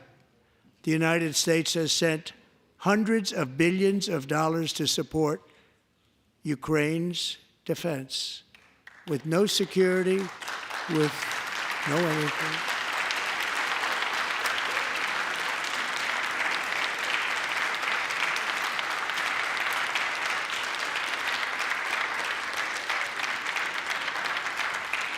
Do you want to keep it going for another 5 years? Yeah, you would say Pocahontas says yes.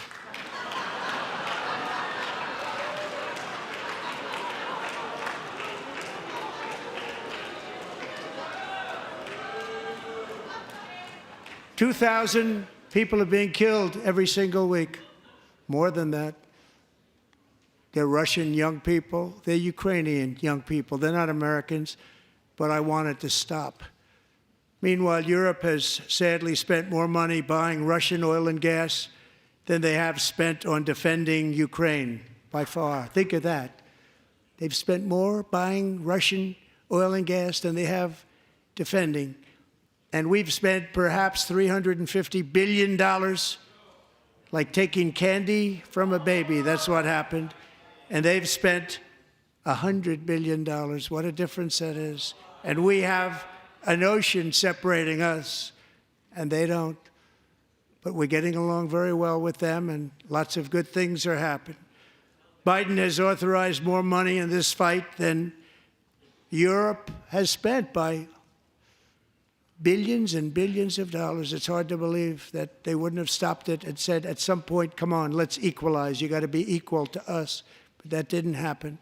Earlier today, I received an important letter from President Zelensky of Ukraine. The letter reads, Ukraine is ready to come to the negotiating table as soon as possible to bring lasting peace closer. Nobody wants peace more than the Ukrainians, he said. My team and I stand ready to work under President Trump's strong leadership to get a peace that lasts. We do really value how much America has done to help Ukraine maintain its sovereignty and independence. Regarding the agreement on minerals and security, Ukraine is ready to sign it at any time that is convenient for you. I appreciate that he sent this letter, just got it a little while ago. Simultaneously, we've had serious discussions with Russia and have received strong signals that they are ready for peace. Wouldn't that be beautiful? Wouldn't that be beautiful?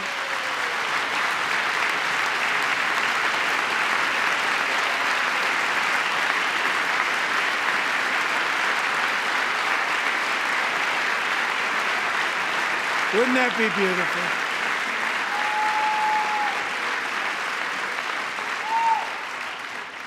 It's time to stop this madness. It's time to halt the killing. It's time to end this senseless war. If you want to end wars, you have to talk to both sides. Nearly 4 years ago, amid rising tensions, a history teacher named Mark Fogel was detained in Russia and sentenced to 14 years in a penal colony. Rough stuff. The previous administration barely lifted a finger to help him. They knew he was innocent, but they had no idea where to begin. But last summer, I promised his 95-year-old mother, Malphine, that we would bring her boy safely back home. After 22 days in office, I did just that, and they are here tonight.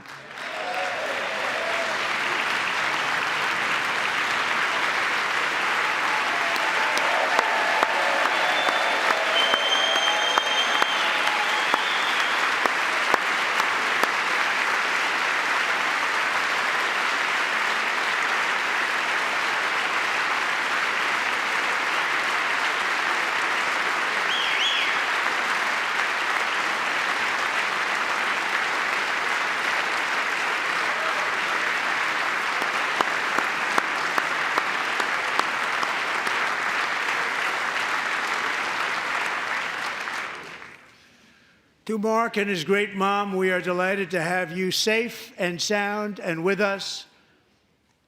As fate would have it, Mark Fogel was born in a small rural town in Butler, Pennsylvania. Have you heard of it? Where his mother has lived for the past 78 years. I just happened to go there last July 13th for a rally. That was not pleasant. And that is where I met his beautiful mom right before I walked onto that stage. And I told her I would not forget what she said about her son. And I never did I? Never forgot. Less than 10 minutes later, at that same rally, gunfire rang out, and a sick and deranged assassin unloaded 8 bullets from his sniper's perch into a crowd of many thousands of people. My life was saved by a fraction of an inch, but some were not so lucky. Corey Comparator was a firefighter, a veteran, a Christian, a husband, a devoted father, and above all, a protector. When the sound of gunshots pierced the air, it was a horrible sound. Corey knew instantly what it was and what to do. He threw himself on top of his wife and daughters and shielded them from the bullets with his own body. Corey was hit really hard. You know the story from there. He sacrificed his life to save theirs. 2 others, very fine people, were also seriously hit. But thankfully, with the help of 2 great country doctors, we thought they were gone and they were saved. So those doctors had great talent. We're joined by Corey's wife, Helen, who was his high school sweetheart, and their 2 beloved daughters, Allison and Kaylee. Thank you.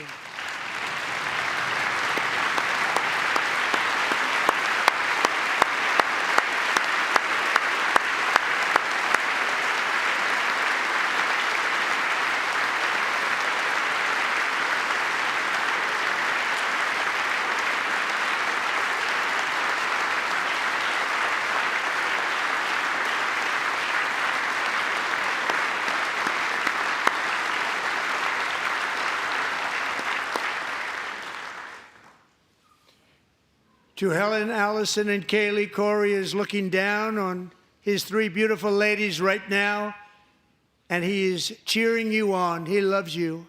He is cheering you on. Corey was taken from us much too soon, but his destiny was to leave us all with a shining example of the selfless devotion of a true American patriot. It was love like Corey's that built our country, and it's love like Corey's that is going to make our country more majestic than ever before. I believe that my life was saved that day in Butler for a very good reason. I was saved by God to make America great again. I believe that. Thank you.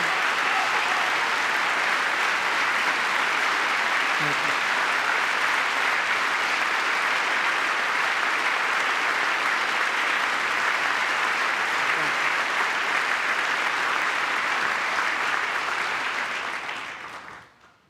Thank you very much. From the patriots of Lexington and Concord to the heroes of Gettysburg and Normandy, from the warriors who crossed the Delaware to the trailblazers who climbed the Rockies, and from the legends who soared at Kitty Hawk to the astronauts who touched the moon, Americans have always been the people who defied all odds, transcended all dangers, made the most extraordinary sacrifices, and did whatever it took to defend our children, our country, and our freedom. And as we have seen in this chamber tonight, that same strength, faith, love, and spirit is still alive and thriving in the hearts of the American people. Despite the best efforts of those who would try to censor us, silence us, break us, destroy us, Americans are today a proud, free, sovereign, and independent nation that will always be free, and we will fight for it till death. We will never let anything happen to our beloved country, because we are a country of doers, dreamers, fighters, and survivors.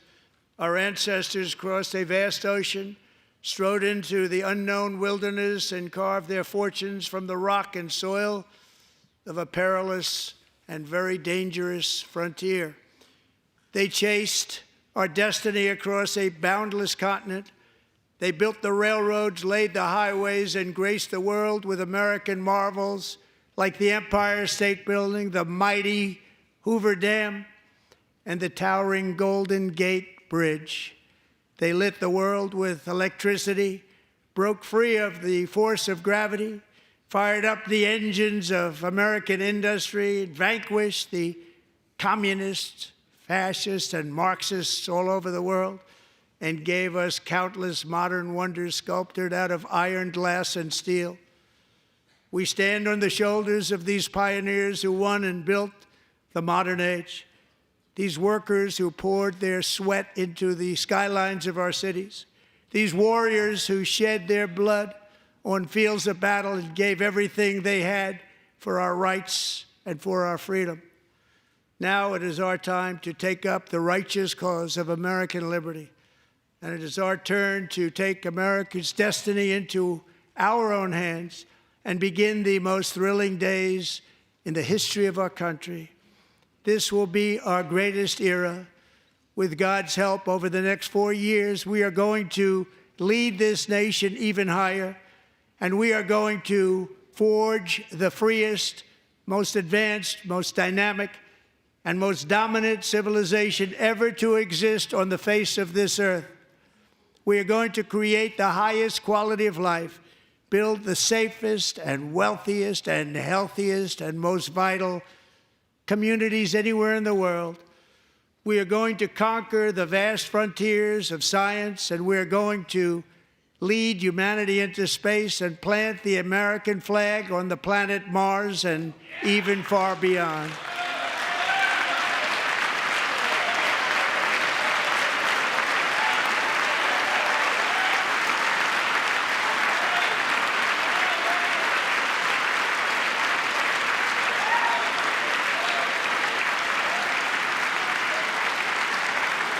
And through it all, we are going to rediscover the unstoppable power of the American spirit.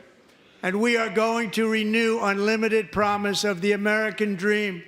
Every single day, we will stand up and we will fight, fight, fight for the country our citizens believe in and for the country our people deserve.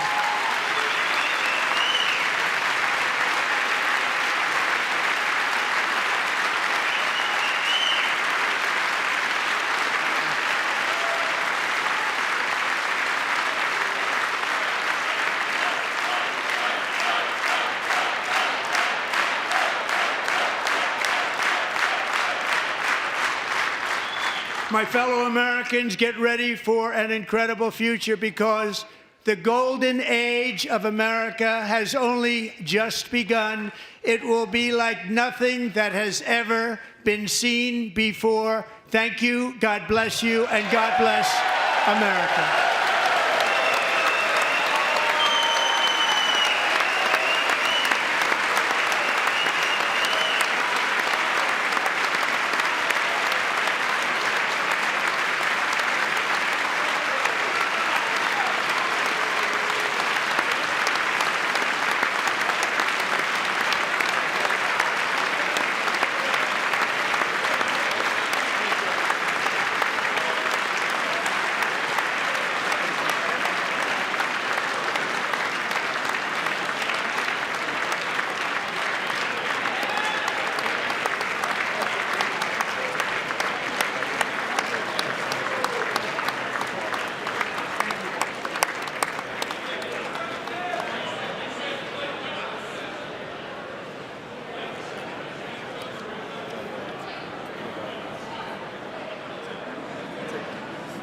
Thank you very much. Great job. Thank you. Great honor.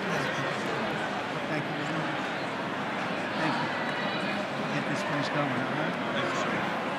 Thank you very much. Great honor. Thank you. Thank you, Mr. President. Thank you very much.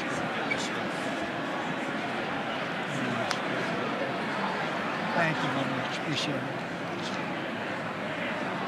Thank you. I see you soon. Teaching young people to love America. Well, I'm trying to. Great guy. Thank you. That's your favorite. Thank you. Thank you. Thank you very much. Appreciate it. Howard. Thank you again. Thank you again. Won't forget. So good. Yeah, it's good. So good, sir. Thank you. Thank you. Terrific, Mr. Really good. Really outstanding. Thanks. Thank you. Yes, sir. Thank you. Good job. Good job, Mr. President. Thanks. Thank We you. got you. Great. Mr. President, one of your best speeches. Thanks again, Mr. President. Thank you, Mr. President. Thanks for the phone call last night, too. Thank you. Absolutely. You know that. Thank you very much. I'll do it. Just give me the information. I'm not going to get it, please. Sorry. Thank you, everybody. Great speech. Great speech. Thank you. Best speech ever. Yes. Good. Congratulations. Good job. That guy working Can you sign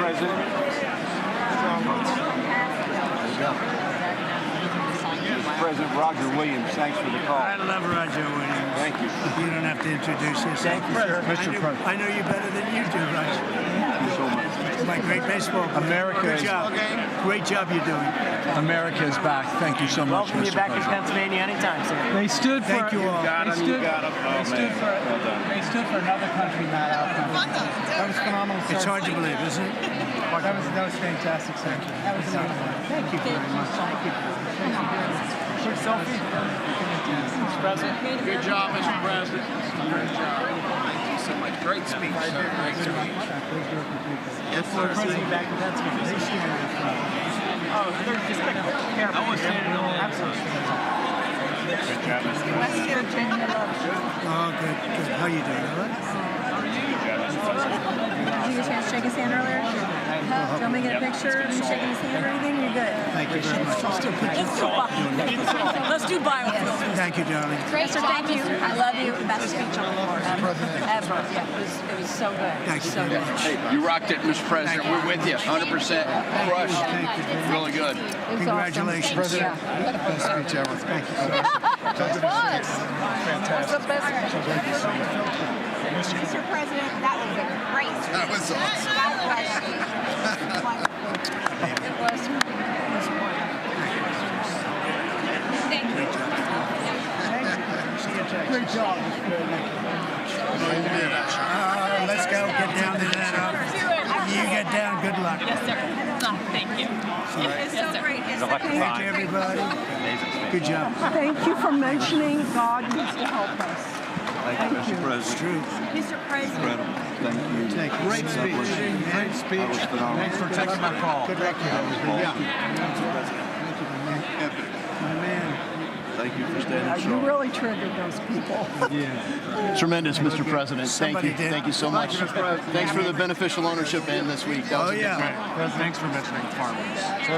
Well, we love our farmers. Thank you, man. Thank you, Mr. President. You earned this night. Thank you very much. Appreciate it. Work hard. Thank you, man. Proud of you. Thank you, Mr. President. Thank you so much. Thank you. Great again, brother. Thank you. You endorsed me. I'm here for I did indeed. You better believe it. Very well I did a done, good sir. endorsement. President, home run. Thank you very much. job. You killed it. Thank you, Mr. President. Thank you, everybody. You did great. Thank you. Good job. Thank you. Great to see you. Slam dunk. You're doing good. Thank you, sir. You did amazing, per usual. Thank you. I'll see you. Thank you. Yes, sir. Thank you. Hey, cheese. Thank you. Love you, Mr. President. Yes. Thank you, everybody. Look at this beautiful New congressman from Eastern Washington. We've never met. Oh, Michael that's Baumgartner. good. I was one of Mike Leach's best friends. Oh, He that's thinks good. very highly of Mike you. was, he was great. Tremendous. He was a great guy. Great What a speech. Great. Thank you. Thank you very much. Mr. Virginia, you did a great job. Thank you very much. Home run, Mr. There's my President. guy. Home run. Home run. That was a good one. President, good to see you, sir. Appreciate it. Good job. Thank you very much. Looking good. Look at him. I need to talk to you about some buildings, some public buildings. You let me know. I will. Thank you, sir. Mr. President.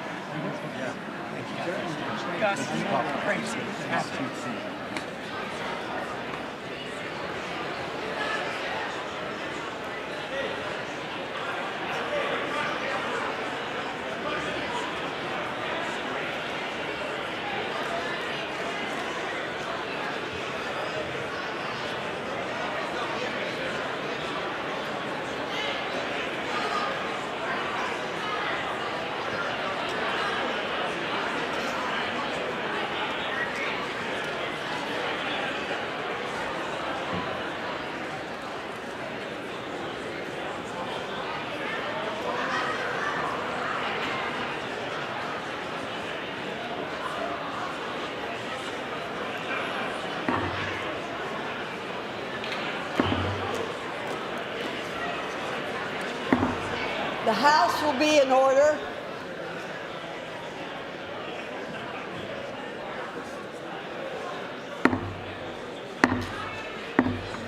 The House will be in order. For what purpose does the gentleman from Louisiana seek recognition? Speaker, I move that the message of the President be referred to the Committee of the Whole House on the State of the Union and ordered printed. Without objection.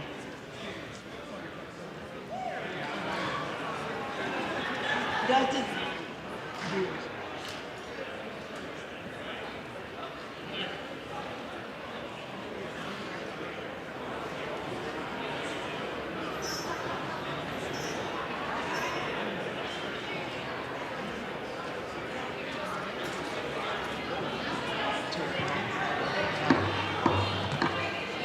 does the gentleman from Louisiana have a motion? Madam Speaker, I move that the House now stand adjourned. The question is on the motion to adjourn. Those in favor say aye. Those opposed, no. The ayes have it. The motion is agreed to. Accordingly, the House stands adjourned until 10 a.m. tomorrow for morning hour debate.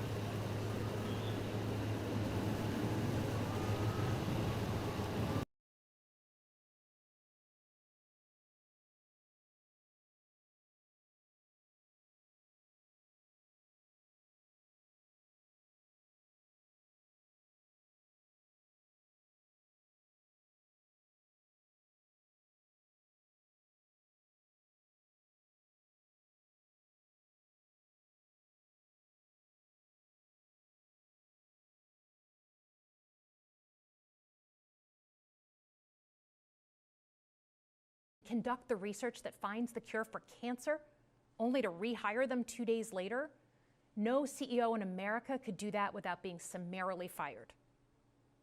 Okay, so we've talked about economic security. How about national security? Let's start with the border. As someone who spent my whole career protecting our homeland, every country deserves to know who and what is coming across its border. Period. Democrats and Republicans should all be for that.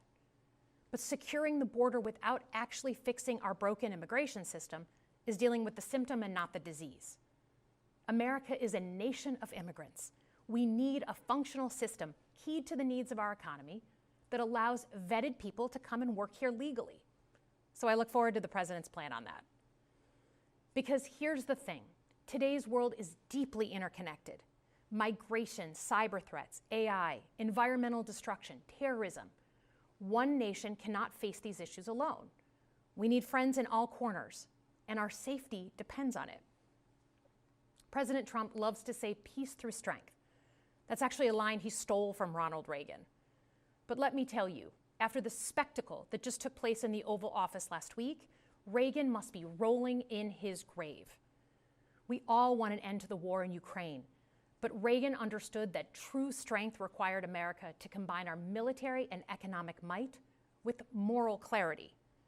And that scene in the Oval Office wasn't just a bad episode of reality TV. It summed up Trump's whole approach to the world. He believes in cozying up to dictators like Vladimir Putin and kicking our friends like the Canadians in the teeth. He sees American leadership as merely a series of real estate transactions. As a Cold War kid, I'm thankful it was Reagan and not Trump in office in the 1980s. Trump would have lost us the Cold War. Donald Trump's actions suggest that in his heart, he doesn't believe we're an exceptional nation. He clearly doesn't think we should lead the world. Look, America is not perfect, but I stand with the majority of Americans who believe we are still exceptional, unparalleled. And I would rather have American leadership over Chinese or Russian leadership any day of the week. Because for generations, America has offered something better. Our security and our prosperity, yes, but our democracy, our very system of government, has been the aspiration of the world. And right now, it's at risk. It's at risk when the president decides you can pick and choose what rules you want to follow, when he ignores court orders and the Constitution itself, or when elected leaders stand by and just let it happen. But it's also at risk when the president pits Americans against each other, when he demonizes those who are different and tells certain people they shouldn't be included. Because America is not just a patch of land between two oceans. We are more than that. Generations have fought and died to secure the fundamental rights that define us. Those rights and the fight for them make us who we are. We're a nation of strivers, risk takers, innovators, and we are never satisfied. That is America's superpower. And look, I've lived and worked in many countries. I've seen democracies flicker out. I've seen what life is like when a government is rigged. You can't open a business without paying off a corrupt official. You can't criticize the guys in charge without getting a knock at the door in the middle of the night. So as much as we need to make our government more responsive to our lives today, don't for one moment fool yourself that democracy isn't precious and worth saving. But how do we actually do that? I know a lot of you have been asking that question. First, don't tune out. It's easy to be exhausted, but America needs you now more than ever. If previous generations had not fought for this democracy, where would we be today?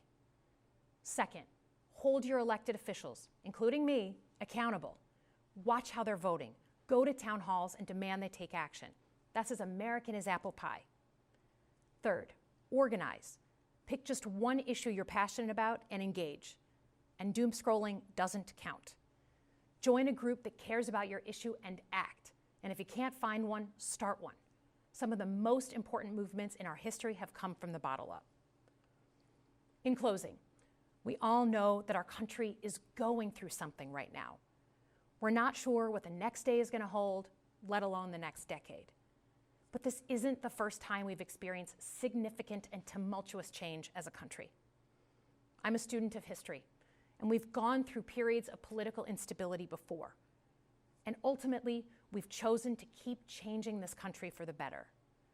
But every single time, we've only gotten through those moments because of two things: engaged citizens and principled leaders. Engaged citizens who do a little bit more than they're used to doing to fight for the things that they care about, and principled leaders who are ready to receive the ball and do something about it. So thank you tonight for caring about your country. Just by watching, you qualify as engaged citizens. And I promise that I and my fellow Democrats will do everything in our power to be the principled leaders that you deserve. Good night, everyone.